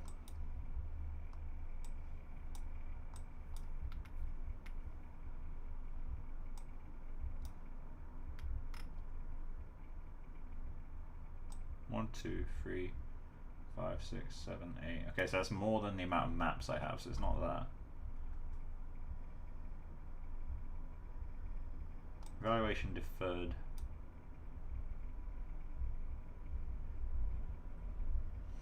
Why is it not reading it? Oh, I also need to turn down the subtitles.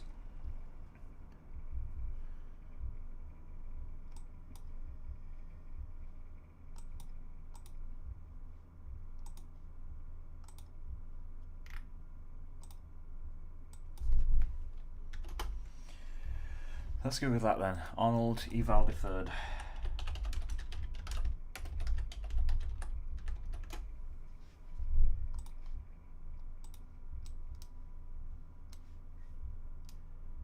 trying to kill this for now. Don't save.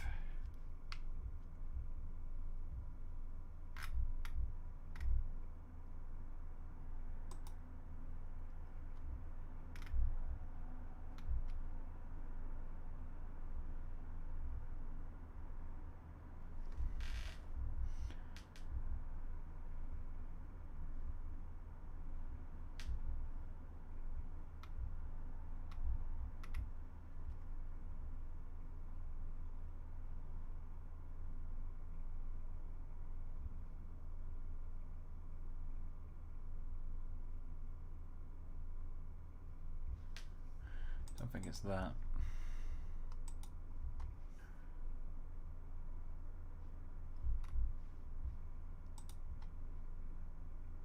See, almost all of the things in Google are about like the plugin itself not loading, which isn't the issue. I can render just fine. Watch it now, not render. Yeah, there you go. Renders just fine. It's just a displacement. So I guess the next thing we can try is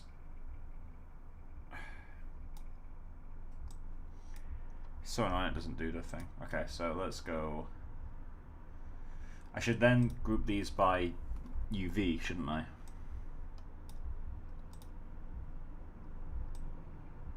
So all the ones that go in the same UDIM, because I need to turn off merge maps when I use EXR. For now, let me just turn off subtools and export just the face. Let's go to that folder.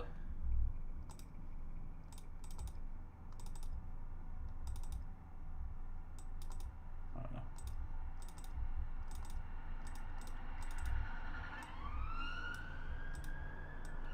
See if it can load this.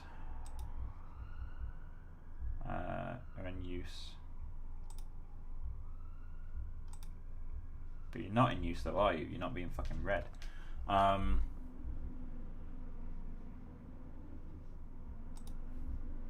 So let's just go in to U. Z plugin. Go down to displacement map, turn on EXR. We've now got subtools turned off. Create all maps. That will now go here.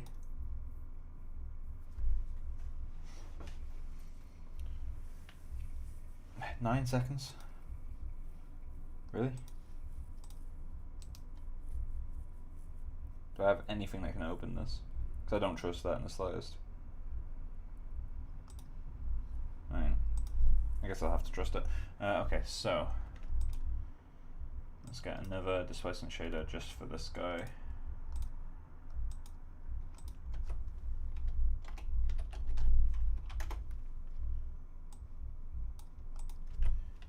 File.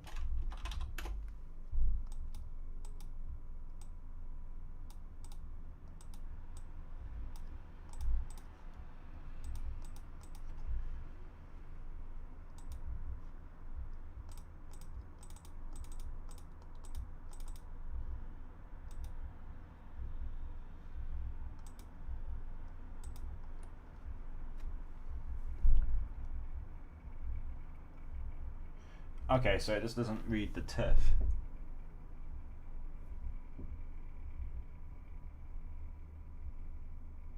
Oh, is this one of those really dumb bugs? Right. This is going to be one of the most dumb things I ever try. Let's just delete all these. Let's go back into ZBrush. Turn on merge maps for everything. So turn off EXR. And then go to subtools, merge maps, create all maps. They can go in there. That is fine. So this is something that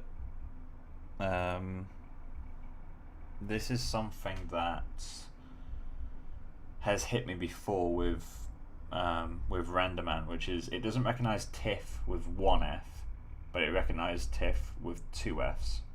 So if Arnold's not reading it properly and then converting it, it's going to convert it into a black file because it can't read it, which would mean no displacement, which is why when I connect the alpha, the mesh inflates, but when I connect the red, green, or blue, it does as if there's no displacement. So it means there's data in the text, but it's not using anything, so it must be black. So logic is just saying, okay, it's not reading, it's not converting this properly. So let me go in and get rid of basically, let's just go like that, and then add an F.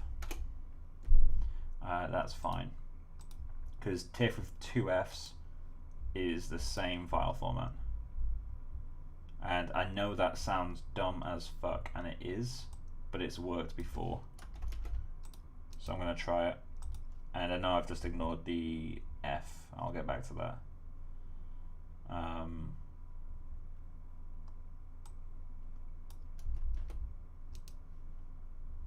Just need to get rid of the object name.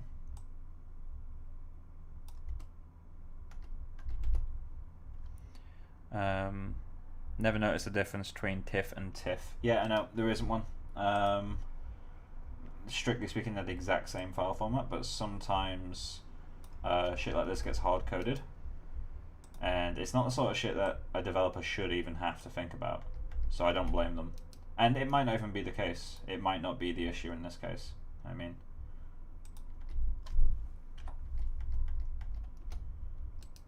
Alright, so that's all of them. So now just start renaming the TIFFs to 2F TIFFs. Yes, I know. Rename 2F TIFF.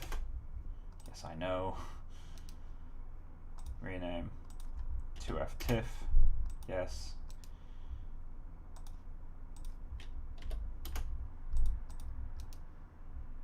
Rename 2F TIFF. Rename, and that's the last one, I think. Alright, so that's all of them. They're all consistently named. I hate the fact it adds resolution, but I can deal with it. Reopen Maya, so nothing's cached. Oh, in order for displacement. Oh yeah, I just noticed that you've asked me to answer that again. If you give me one moment, I'll show you in a second. So basically, in every object, there's an Arnold tab, and in that Arnold tab is a thing called subdivision. What that does is, rather than subdivide your mesh in the viewport, which makes your scene slow, it subdivides it before you render it, which is kind of slower in some ways, in that it has to subdivide it every time.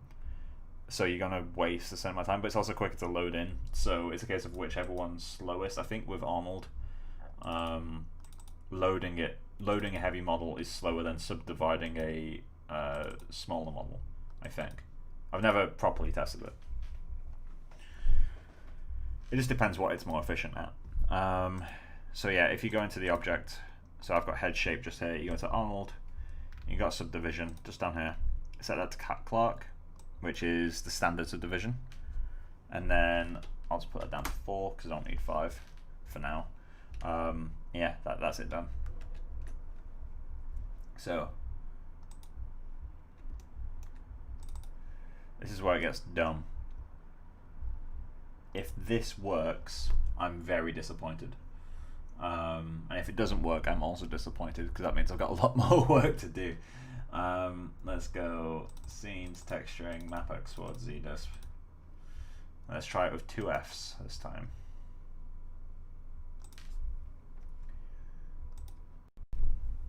If this works.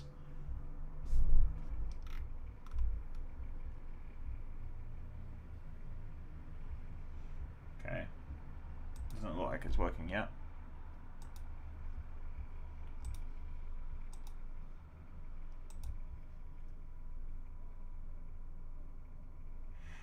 No, so it's just not reading TIFF displacement. So in Maya you get a property editor for every 3D object. Yes, you do. It's just called the attribute editor. Everything, not just objects, but also simulations or anything that you can physically interact with in Maya, has an attribute editor that you can use. Right, let me find out if Arnold TIFF displacement not working.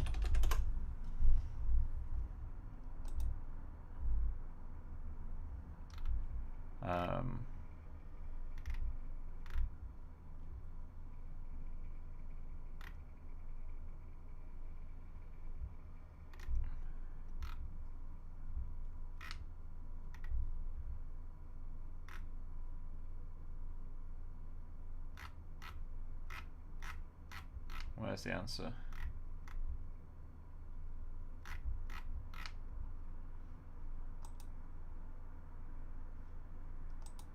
Which one? Because it says solved, but one of them isn't marked as answer. That's annoying.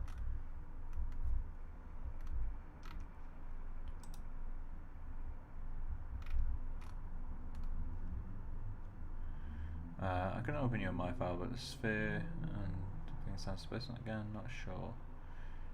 Like,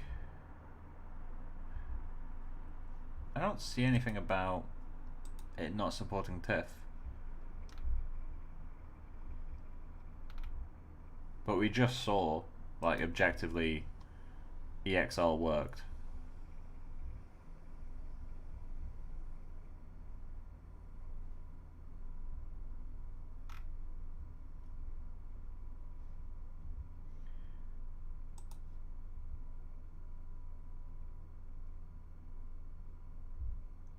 There should be a render time smooth, because render time smoothing is like really efficient, like extremely efficient to do that. Right, okay, so I'm gonna need to either group these by UDIM or manually merge the maps myself. It's gonna be such a pain. Okay, what I'll do for now is Z plugin.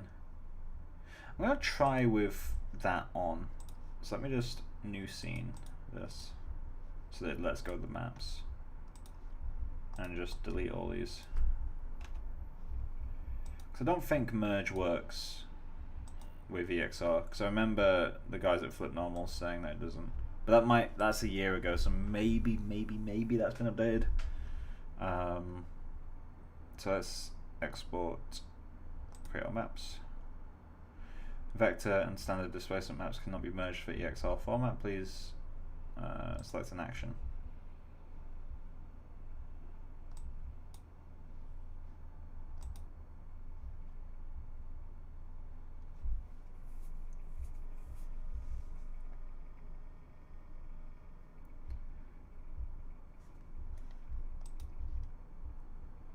Yeah, just search like render time subdivision or something like that. It will have it. It's almost guaranteed to have it. Just because it's so important to be able to render time smooth.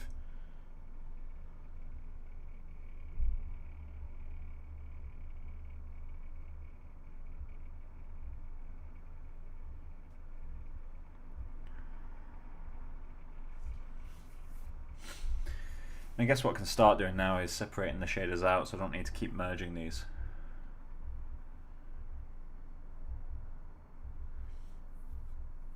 Is that done? Cool. So what's it doing? Yeah, it didn't merge them.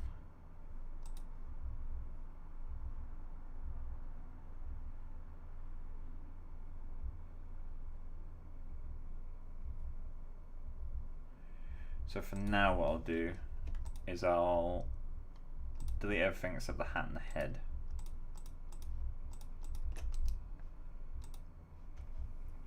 And then file open that back up. I'm just going to create a head shader and a hat shader. When I say create a head shader and a hat shader, I'm just going to duplicate these out. So let's grab this material, edit, duplicate. Duplicate without shading network because I don't need it. Rename this to kid head mat.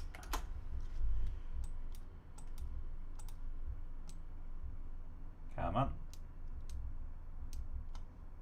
Then I can just grab you, plug you in there, disconnect it from all of these. I'm going to rename this to kid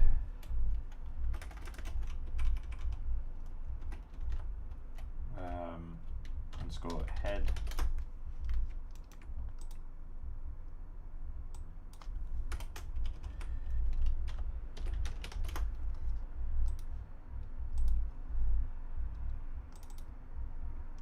Cool. And then let's duplicate all that. Edit, duplicate shading network. This one will be kid hat material, hat mat.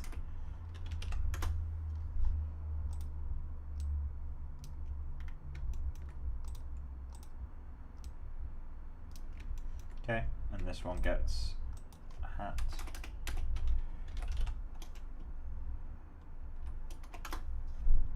Clean this up as I go.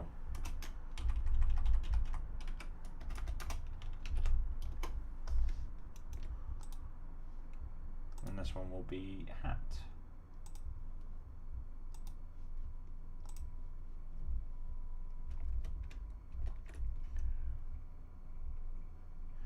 Is it Arnold specific or a general thing in Maya? Most renderers support it.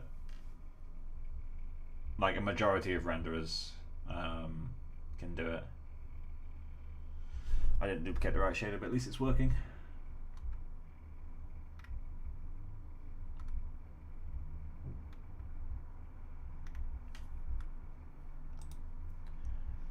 So let's quickly go through. Oh, it says 2 materials on it now because these are all merged. Disgusting.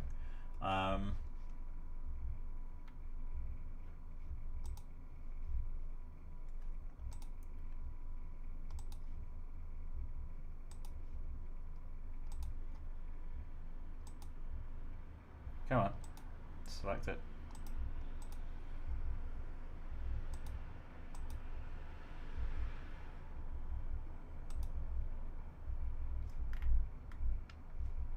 Nice saturation. Value's about right. Oh yeah, they're doubling the charge for Xbox Games Pass on PC. It's like they're trying to hurt me. Something like that. That's a little bit more saturated, I think. A little bit, should be a little bit less saturated. Value is slightly too bright. Oh, is that okay? Value mildly too bright. If you can't see a difference between these, do not worry about that. I'm running this on a color calibrated screen, so it's easier for me to see it. And then it was sheen.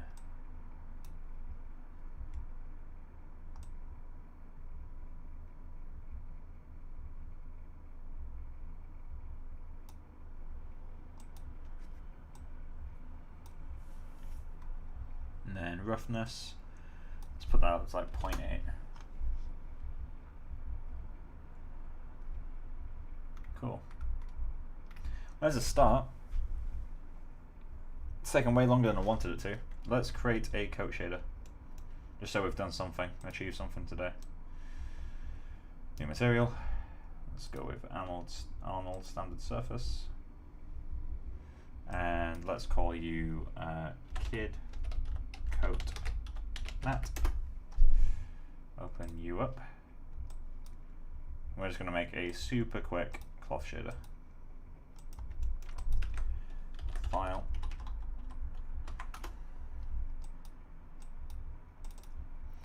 Let's go over twill. So I'm going to use the maps that I've made, which again, if you want to download them, they're on my website. There's a link to that in the description.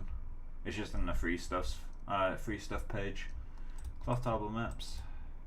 I'm going to go with twill 2 to 2 or 1 to 3. Maybe 1 to 2. No, 2 to 2. And then for now I'm going to put that in color.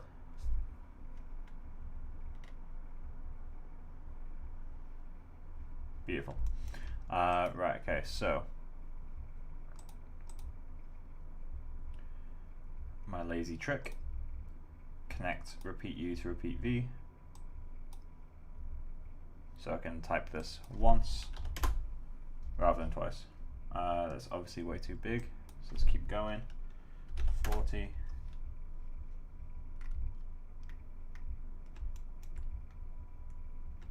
I don't really like how 2 to 2 looks, so let's go 1 to 2.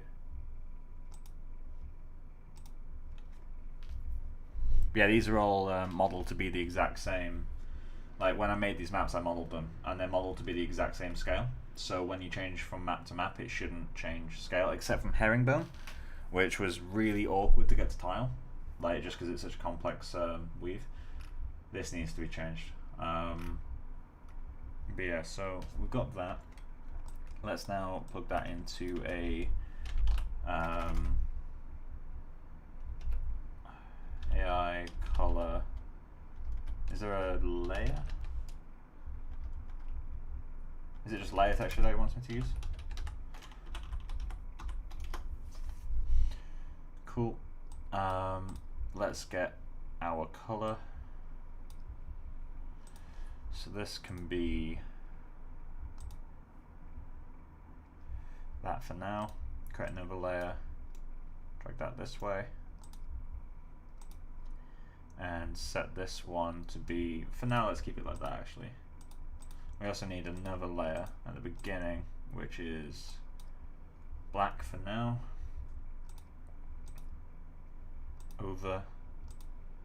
Over, and none is fine for you.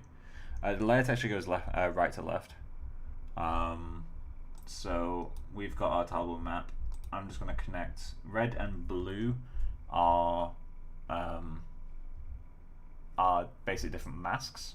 So what I can do is go to this guy, drag down to alpha, and then let it pick the wrong one for me, but that's fine because I just wanted to find out which one it is. I'm going to plug that into red, and then I'm going to get blue and plug that into this one.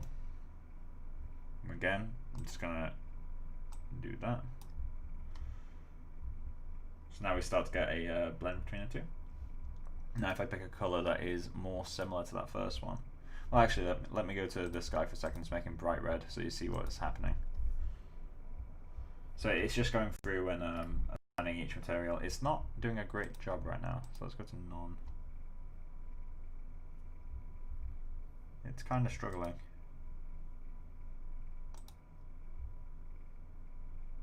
But yeah, I think over was the correct one. And yeah, so now if we put those to more reasonable materials, so let's go with, was it? I'm trying to remember which way around it was. I think, oh, that's green. There we go, that's better. That's why it's confusing. But yeah, so it's basically just acting as a mask. So I can now go and set these to more similar colors to what I wanted. Make one a little bit less saturated than the other. The reason for that is because in the dyeing process there'll generally be a little bit of a difference in, like, at very least timing. So one of them will be done before the other, which will result in, you know, slightly different dye distributions and all that shit. Nothing too important. I'm just gonna make that darker, and I'm gonna get AI bump, plug in our green channel to bump map, plug you into normal camera, and we've got our bump. There you go, pluff. Obviously super rough, and you'd want a lot of variation on top of this, as well as setting the strength correctly. Let's set that bump height. Oh Jesus, that's strong. As in the map is strong. So then let's add a shit ton of roughness. This cloth is like unbelievably rough. Technically it doesn't really have much of a spec to begin with. I'm going to make this slightly bigger. So let's just go to this and go 30. I'm just going to get my camera a little bit closer as well on the lit side.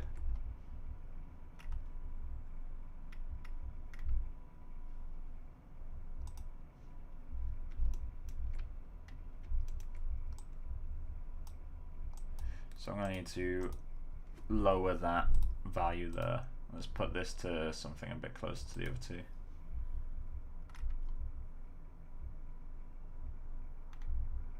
Strictly speaking, this is made to be much, much smaller. I don't think we're going to be able to use this map at this scale, so I might have to switch to a better map, i.e. one that's like professionally made, because this was a student project, ultimately.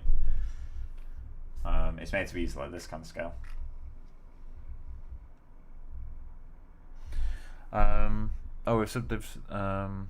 With the subdiv stuff, I was talking about I was talking about wanting to know how it is possible that I ended up with the same result, like high poly, and then reduce high poly to like 400 polygons. 400 polygons is low, no matter what you're doing.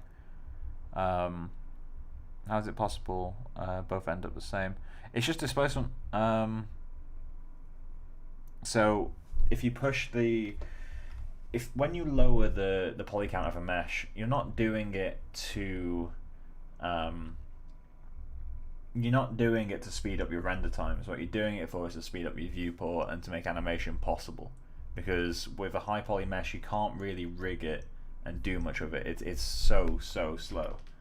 So what you end up having to do is you make a low poly version and then you bake displacement and subdivide your model. So at render time, it fundamentally is the sculpt. It's just, it's warped based on that low poly. So you can move the low poly around, stretch it, animate it, do whatever you want, and it will work. That's the reason that you do it. I'm going to try putting this in disp.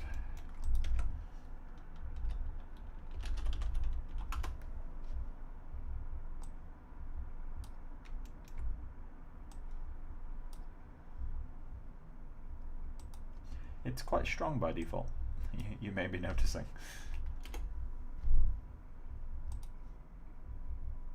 So let's do a remap value. Oh no, set range.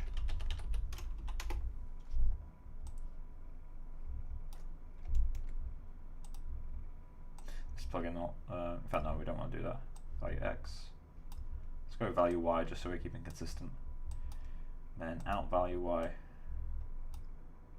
And we're just going to set this to old max as 1. And now I'm going to go minus 0.5 to 0.5. Cool. And then in the displacement shader itself, let's just set this to something very low. Maybe not that low.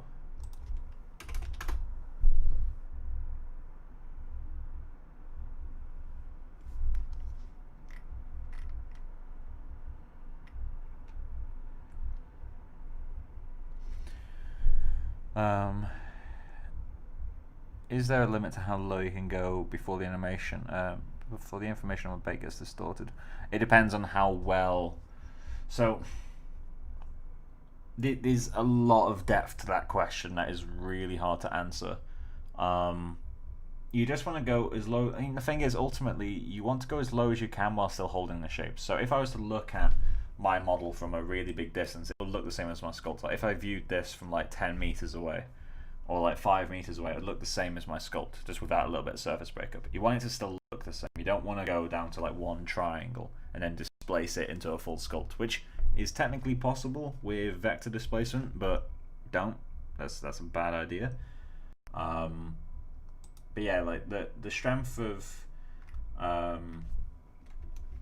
displacement is that it lets you do whatever the fuck you want. So you can lower your poly count quite a lot. All right. Anyway, let's get on with this. But yeah, so let me just. I'm going to do this. Let's go panel. Back when I first started, there was quite a popular post on Polycount, because Polycount used to be a pretty cool site. I'm sure it's cool for some people still, but it seems to be quite toxic now. Kind of like most of the internet has become more toxic, but still. But yeah, so it's pretty toxic now. Oh, I just realized there's some tiling artifacts in this. But at one point, it was a really fun site actually. It did quite a lot of like really cool stuff. And let's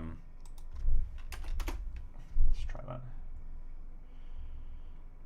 But there was one guy who always used to do like really fun challenges. Like he'd go as low poly as he could on stuff, and he did make a real like photoreal can with just one polygon.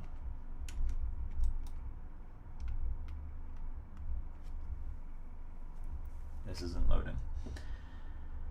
Either that or it's just struggling.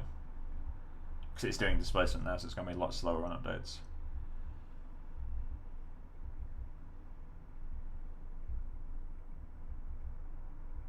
Naturally, displacement like this, you would mask to certain areas.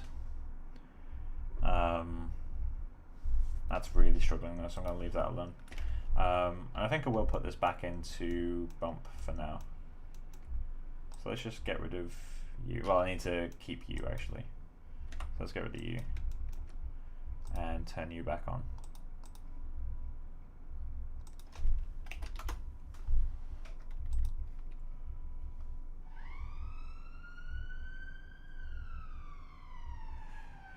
Vector displacement, basically displacement, while I wait for this, displacement will bump your mesh out based on its normal. So the way to think of that is you take any position on your mesh, it will have a normal vector. That normal vector just tells Maya or you or whatever how light would bounce off that surface, i.e. which way is that object facing. So there's a bunch of different ways it can figure that stuff out, but ultimately vector displacement is barely used anywhere, to be honest. But yeah, so displacement acts on your mesh normal, so it can only push out. So if you need, let's say you've got a plane shape and you want a hook, like a pirate hook, you cannot do that with regular displacement because it can't curl the geometry to make a hook shape. It can only push geometry out, which would mean you get like one really tall column rather than a hook.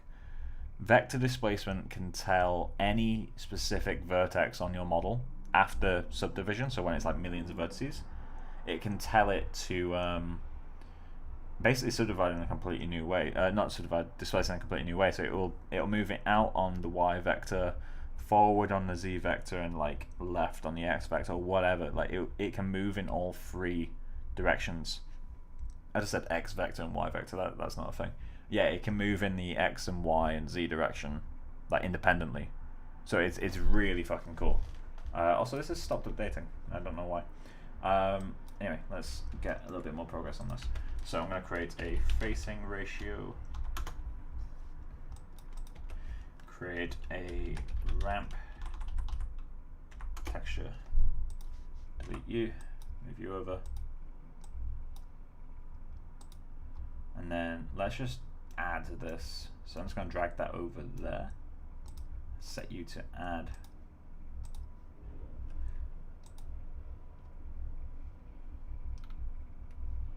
So let's just go renderer, update full scene.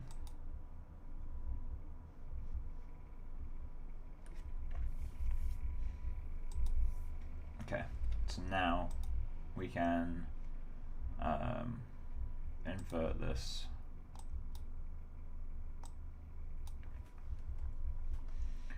So let's find a nice value for that. That is not linear. Oh, there's already an inverter there. That's nice.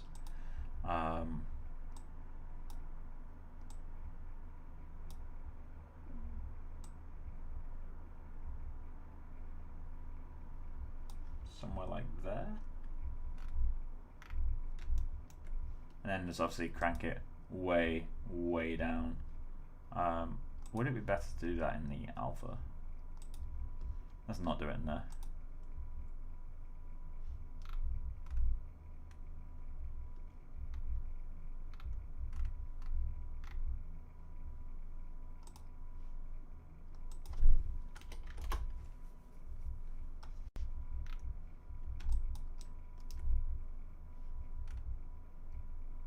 Oh, it's still got that noise in there.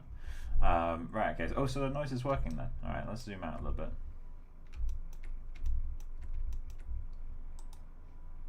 And let's turn that down significantly.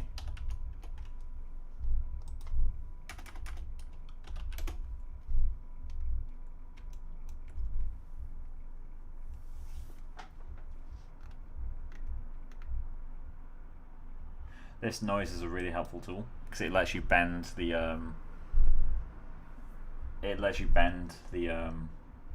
map that you're putting in, which kind of stops it from being so perfectly tiled.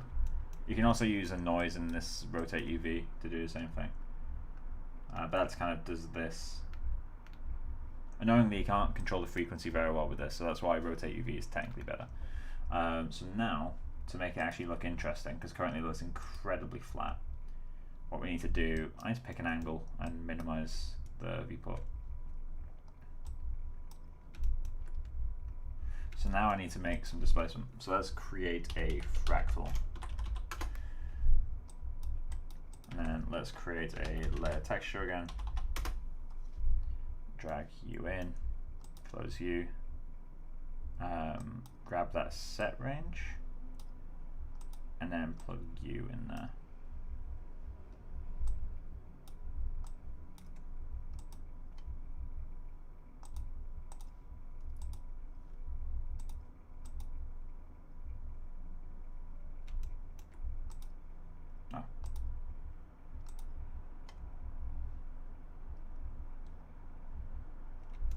Because it's not going into the actual shader, so it's going to struggle with that. Cool. So let's just go to this, set you to 1, just so I can see the scale of it. Oh, it's doing nothing.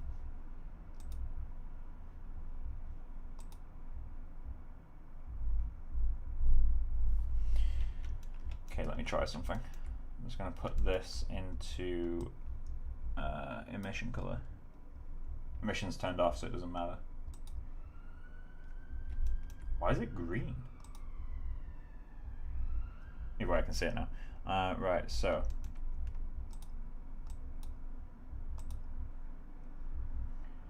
let's go with 4 and 4. So that should be somewhat visible, right? Oh. No, it is connected. What the fuck?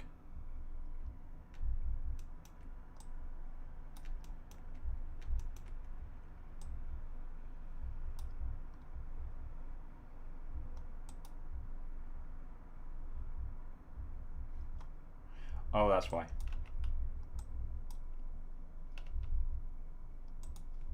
Let's plug a Y in there, don't I? There we go. That's more what I expected. Let's go 0.1.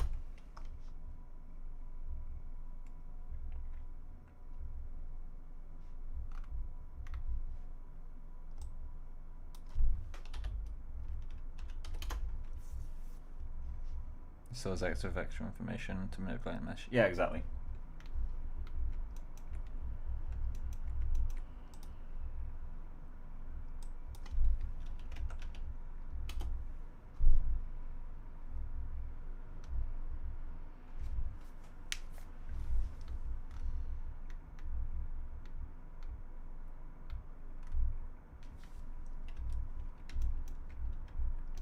Why's it inflating so much?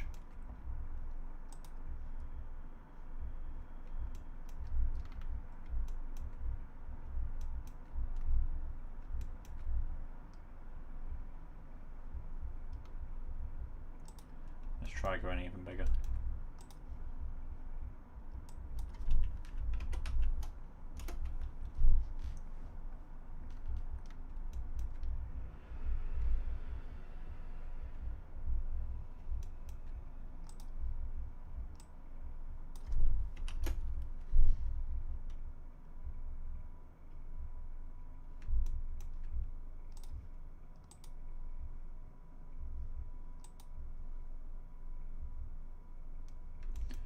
So now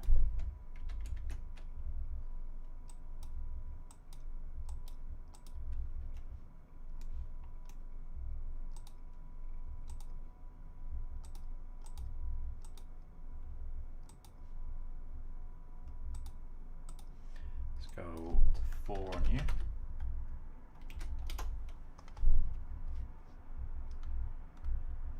And this one, I'll lower the color gain.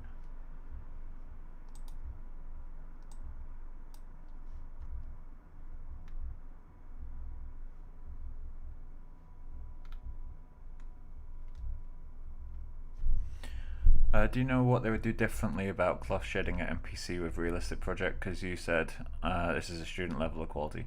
Well, the map is a student level of quality. The actual method isn't necessarily a student level of quality. The method's fundamentally the same. It's just they spend a lot longer making things look pretty. I mean, I'm doing this in, while chatting about it and also facing some random techie issues. I'm just doing it as I go. These aren't looking as rough as I remember them supposed to be looking. Let's set you to 4 again. This size of form I should be sculpting anyway. And then this, as a result, should be set to, let's go with 12.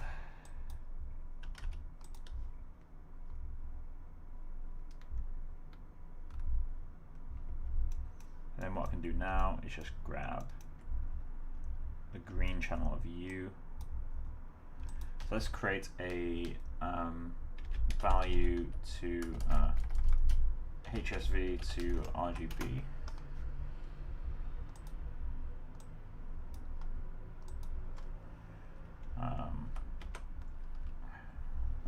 just do it the old way.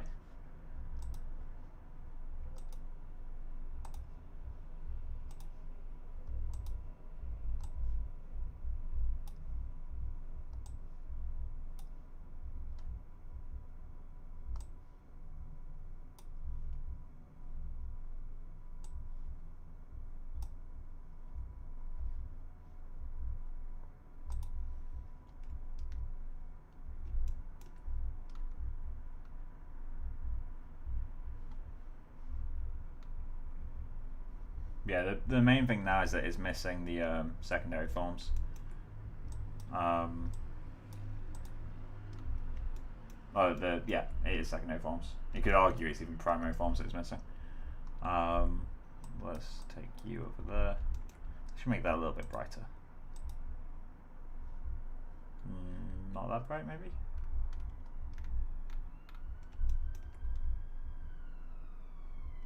So I really want to make this like considerably smaller, but it just doesn't work that well.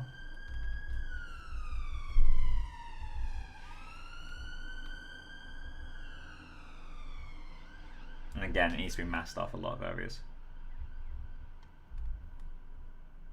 Oh, I definitely need to turn that noise down as well, if not off completely. Let's go with off.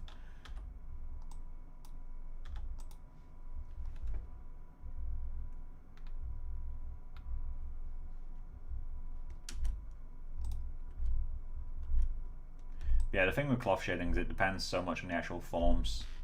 Like, you can't make a good cloth shader that you can't make a good cloth shader without good forms, and I definitely at the moment don't have good forms. This works, I mean, it's fine. That cloth displacement is definitely too much. But you know, overall it looks like cloth. It looks like quite worn cloth, which isn't necessarily exactly what I want, but you know, so be it. Okay, so I'm gonna have to set these back up to full, because I need to set them on one way of doing things, and I think this is the best way. I just need to set that to add. I need to set all of them to add. If you set them all to add, it doesn't matter what order they're in. And then let's name these large bumps, mid bumps. Let's go with coat mid bumps.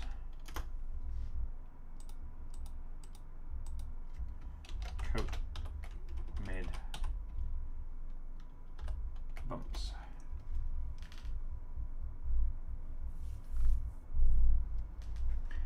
I actually kind of dig how that extra noisy version looks. So let's go to the alpha, set you to 0.5.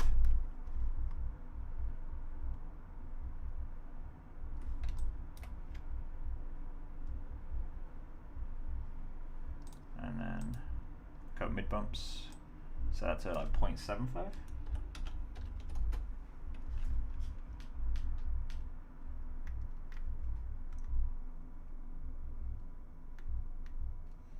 Once we add a bit of fur on that and do some actual textures for it, it'll start to look a lot better.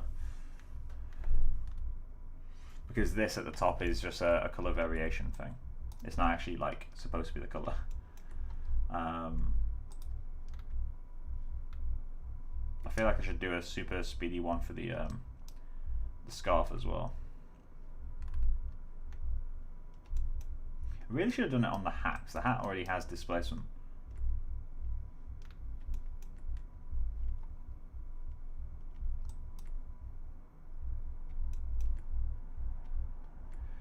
Let's do a super speedy cloth. Once I've done the once I've done this scarf material, then I'll call the streamer over. So let's go Arnold scarf mat. Should probably go kid scarf mat. Back into here with you.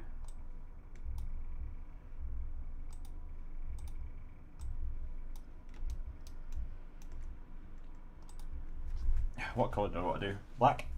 I think black. gonna drag this on my screen for a second. In fact, I'm not. Why am I actually doing it like that? I already had the hypershade here.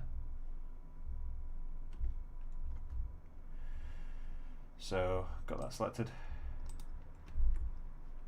Let's go with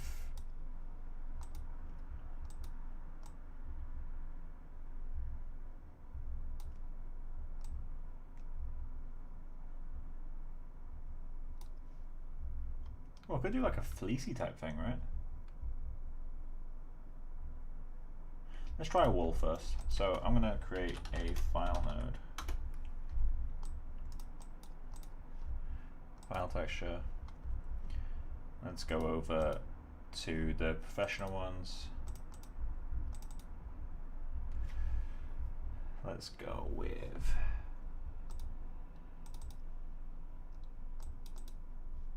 let's go with 2K, may as well. That's not the one I want.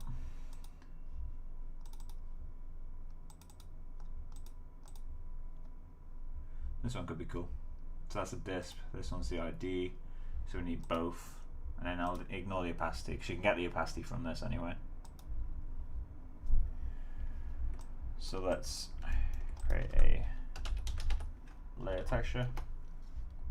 Do the same thing we were just doing. So let's create two. Make them both pretty much black.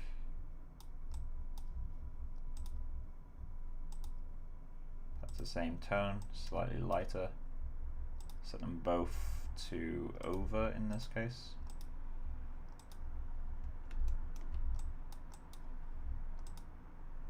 And I don't care which way is which, so let's just go, I think it's red blue still.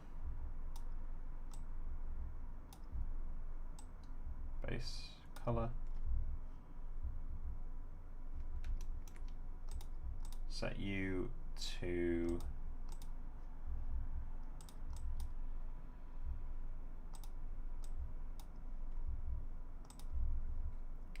let's go 30. I'm gonna go bigger. I want this to be like a big knit. That's kind of cool. And then what we need to do is, obviously I need to name these at some point, but create a file node again. Delete as place 2D. Grab the UV codes. Then grab the displacement.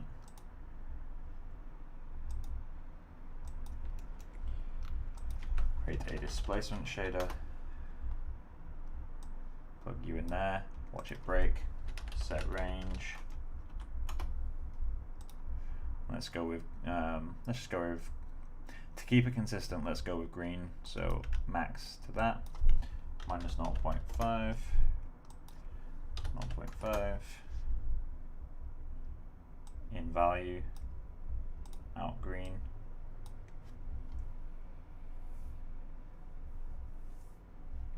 Explosions. And let's just set you to 0.02.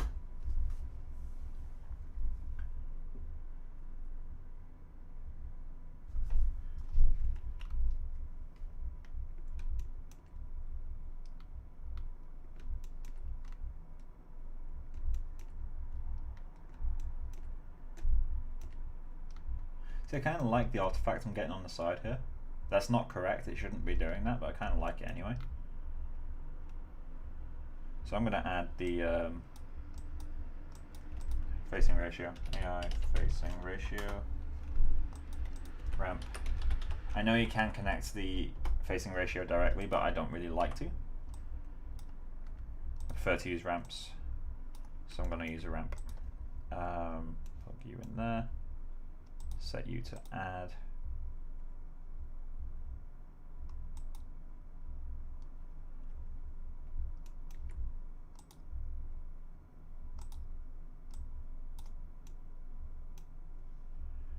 Left goes on top.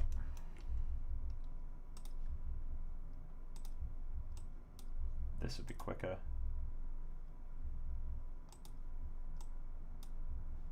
And I guess we should add a base color.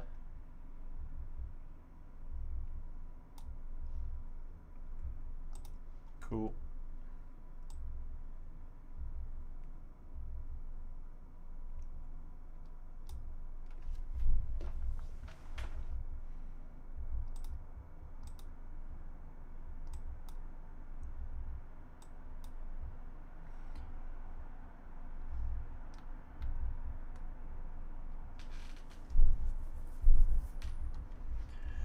I guess I should replace this, right?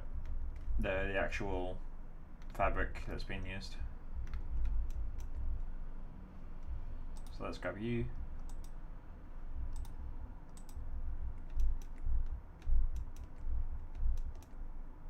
There's my twill. File.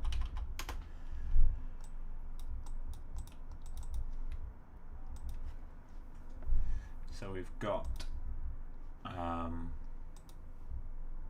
pretty sure there is a twill in here somewhere.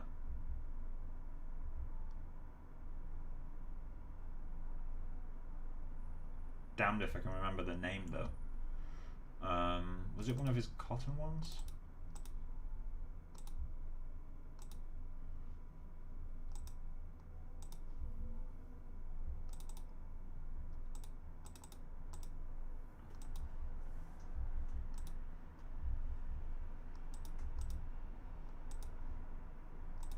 Corduroy? Obviously it's not going to be corduroy, but just to see how it looks. No.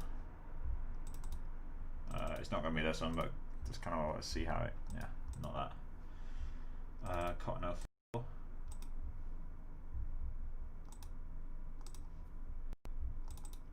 Cotton 10. Massive. I forget how big some of these were. That's kind of interesting. Not much interest to it, but it will look better than mine. So let's go with that.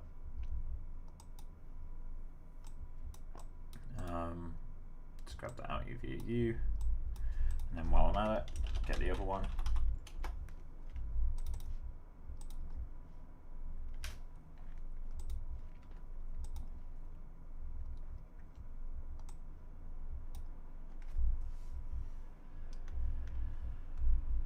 Then if I decide later that I want to replace this, I'll just keep it in there.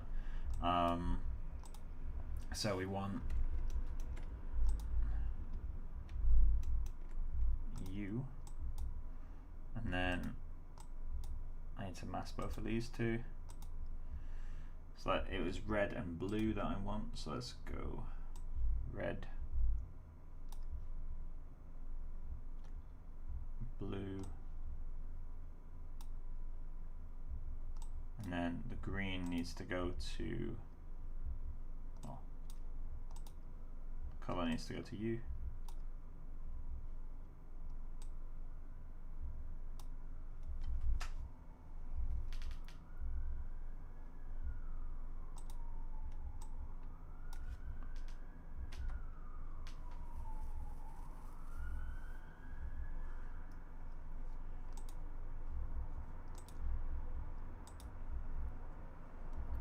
That's huge.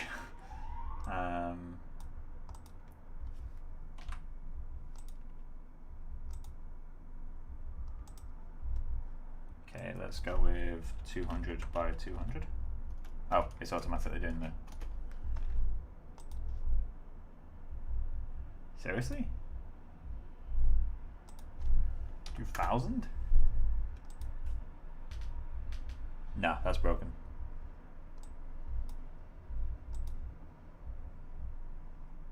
There's no way that that's working.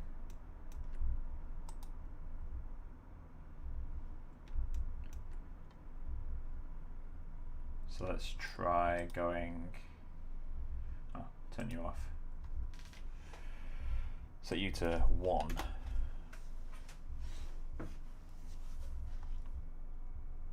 Yeah, so now I can see the color changes. So let's go 10. And that displacement isn't going to be cranked up, isn't it?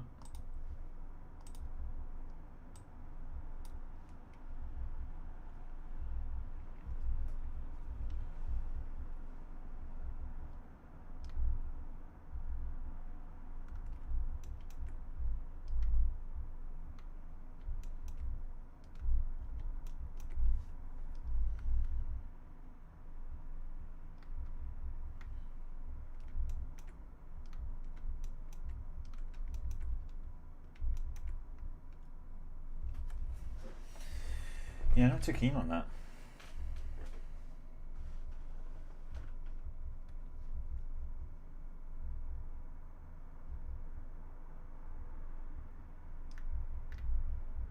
At least at that scale. Maybe it needs to be pushed smaller. Let's go to 20.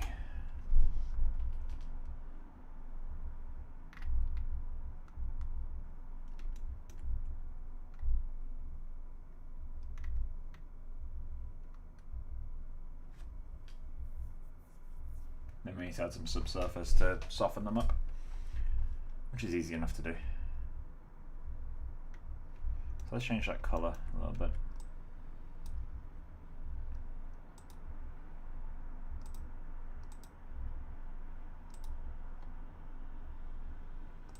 Just brighten both of them up.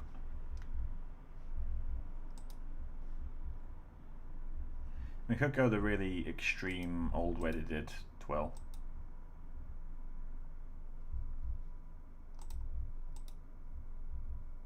Which is like deep brown.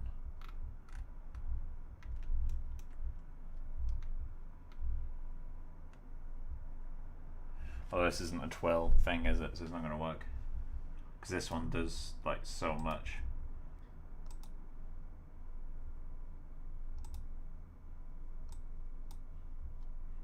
Let's set these to bright red and bright green again.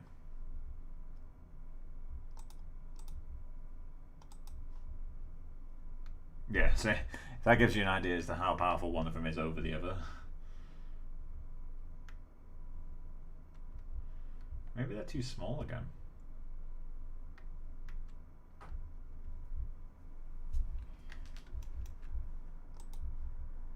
Let's go 10.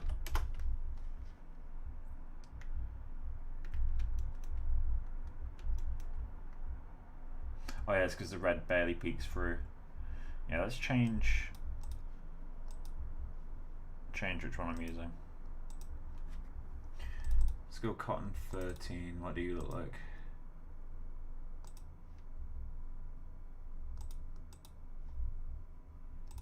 Jean 4.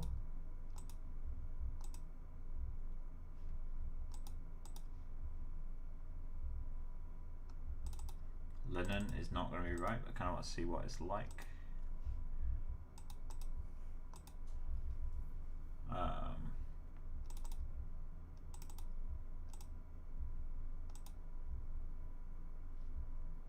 It's too round. Weave. Oh, that's kind of cool. Let's give that a go.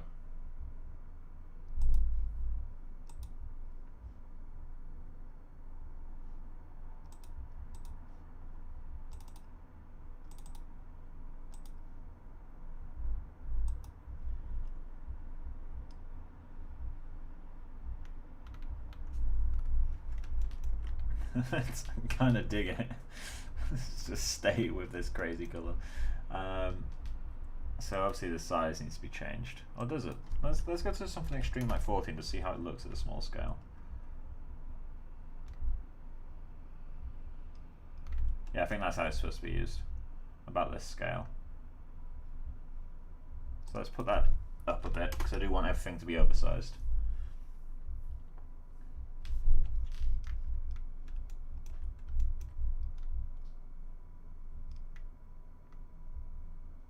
And let's put the colours back to something reasonable.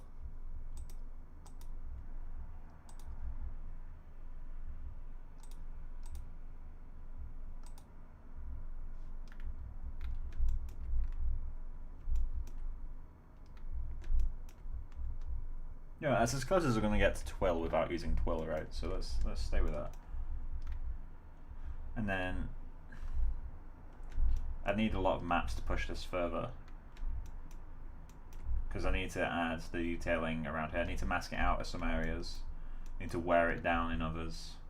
General color variation. So this will eventually just be used as a mask to like add or remove value, not to actually set the color. Of course, you can just do layers on top of this, which is also a perfectly valid way of working, but Nah, that's not how I like to go. Although these don't go. Let's consult the almighty reference. Images, ref.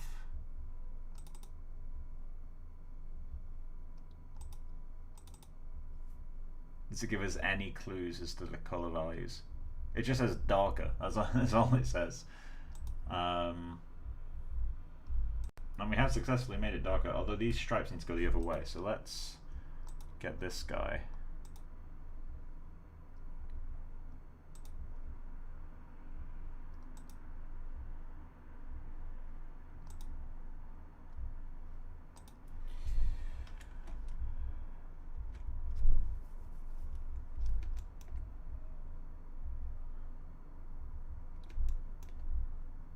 Oh, that's still driving bump. The bump's active. Let's fix that.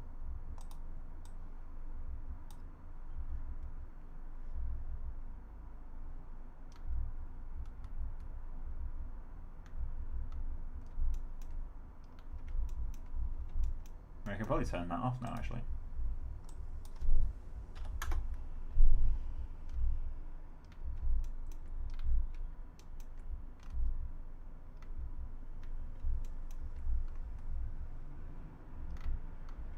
Anyway, let's get to U. Just need to rotate the UVs 90 degrees.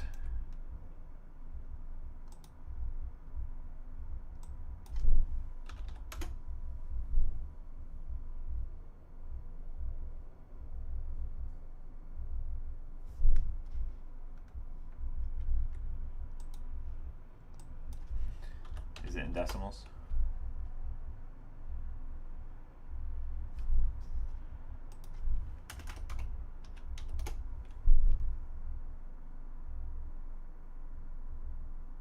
I'm on the right thing, right?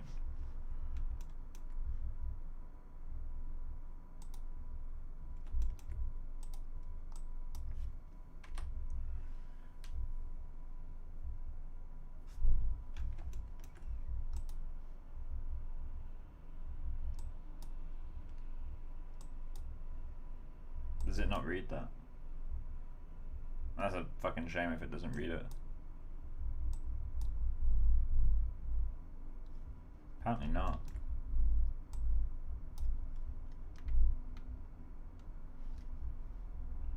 Okay, for now let's make his, just so it doesn't look as bad, let's make this like a dark grey.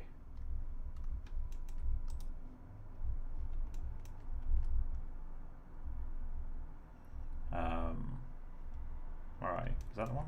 That is the one.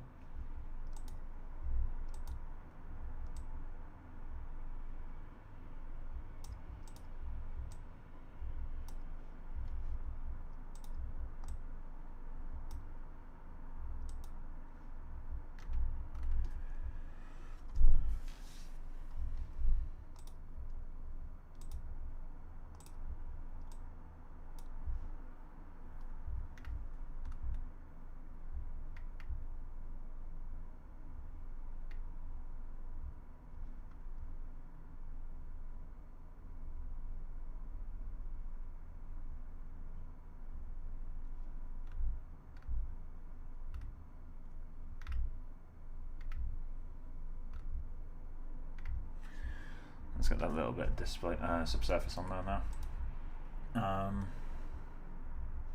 So that layer textures are going to need to go in there.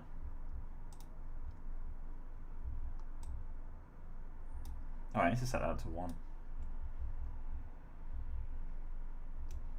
Probably going to subsurface color. And then set U down to 0.02.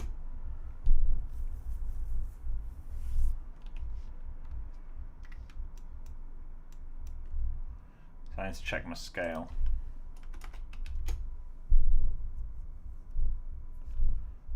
Set U to 0.1.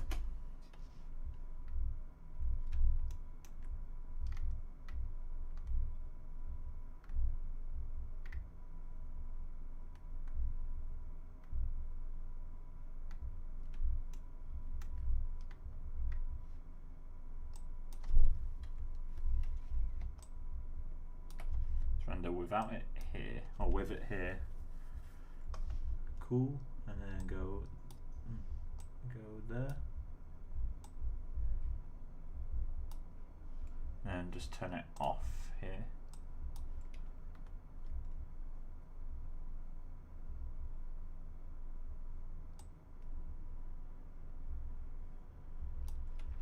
Okay, let's just slowly turn it up on this side.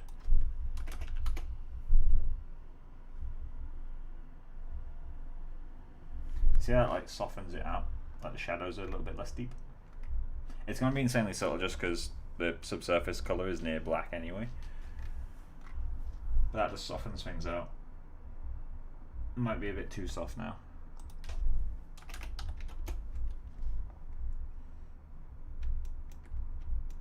And the scarf needs it as well, but even more subtly.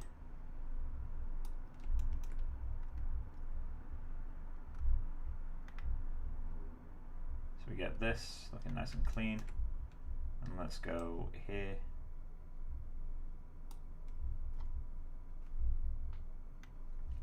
So let's grab you.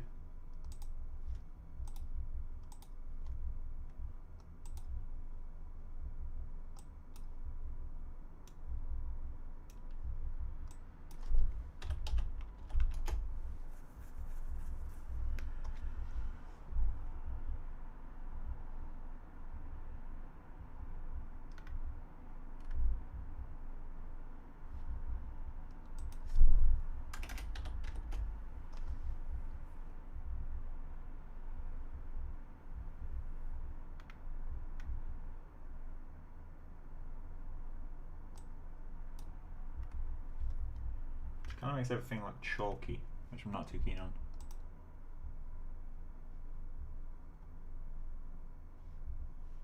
Maybe I should plug this into radius rather than subsurface color and break it from subsurface color. No.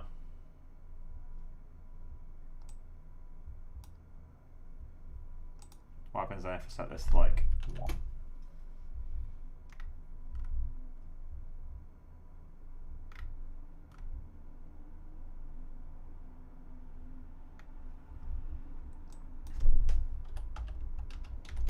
This is a really bad way of doing it because I'm going to change the color. Subsurface gets a lot more intense, which I don't think is technically accurate.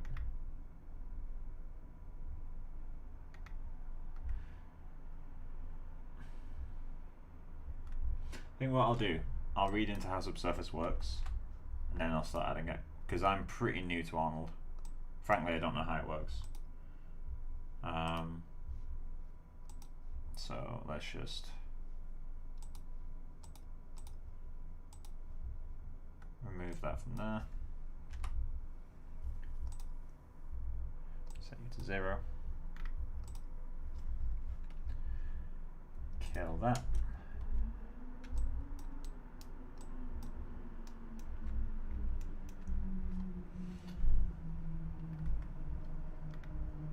I need to pull down the facing ratio on this, don't I?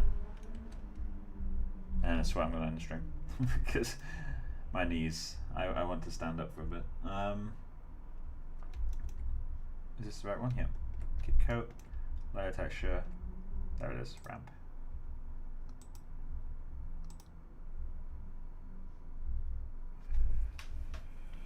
That's better.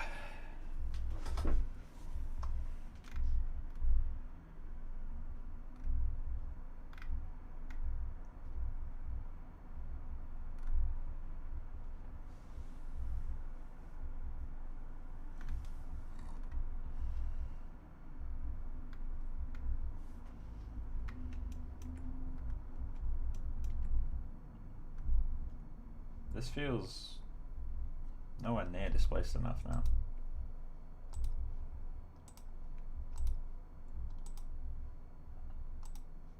It's one of these where I could be looking at this from way too close up.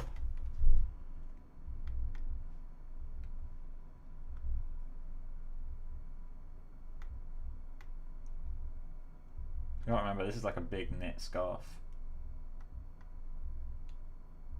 Feels like it's inflating.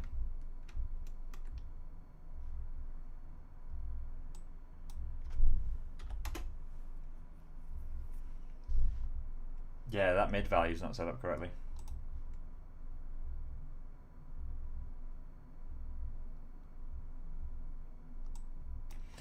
It's got like -1 on you.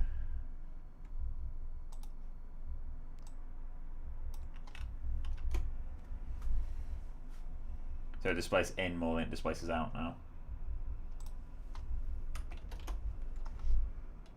But then if the map itself isn't centered around 0, then that's the correct thing for it to do. Does that need to be set to -1.5? Is the map that bright?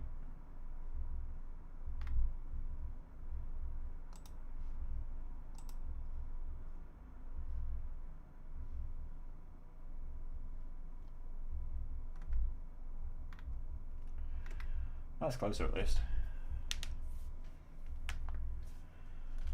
I kind of want to do like tassely bits at the bottom, but then he's going to have a box in front of him anyway.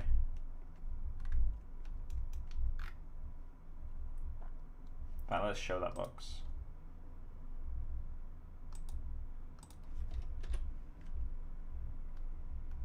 So there's all our scarf work, nice and hidden.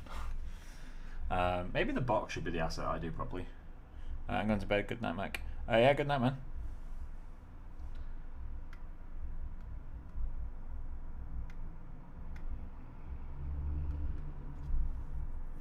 I'm kind of playing about with the idea of having him be mostly black and white. Could be quite fun.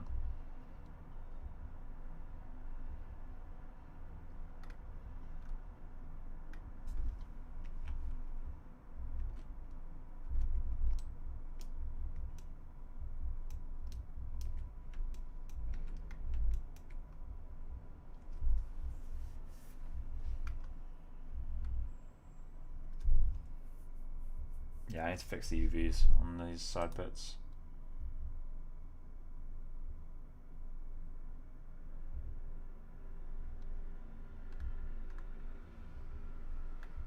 Yeah, I'll do that in the next stream.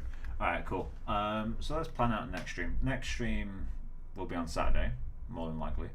I do kind of want to do some fuzz just to test it out, but at the same time, that would be suicide this early.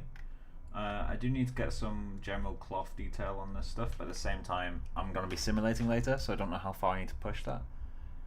Because what's going to happen is I'm going to rig and animate this guy just into pose, simulate the cloth, and then take it back into ZBrush for a final pass. So I can kind of go through and like emphasize the bits I want to emphasize and pull back the bits I don't like from the sim. So with all that in mind, I don't want to go too heavy on the detailing, well, not detailing, too heavy on the secondary forms yet, just because I'm going to get a lot of them for free from the simulation. So I don't want to dive in too much to that. But yeah, so I guess in the next stream, we'll ignore this secondary detailing that I need to do and kind of keep pushing the shaders a little bit.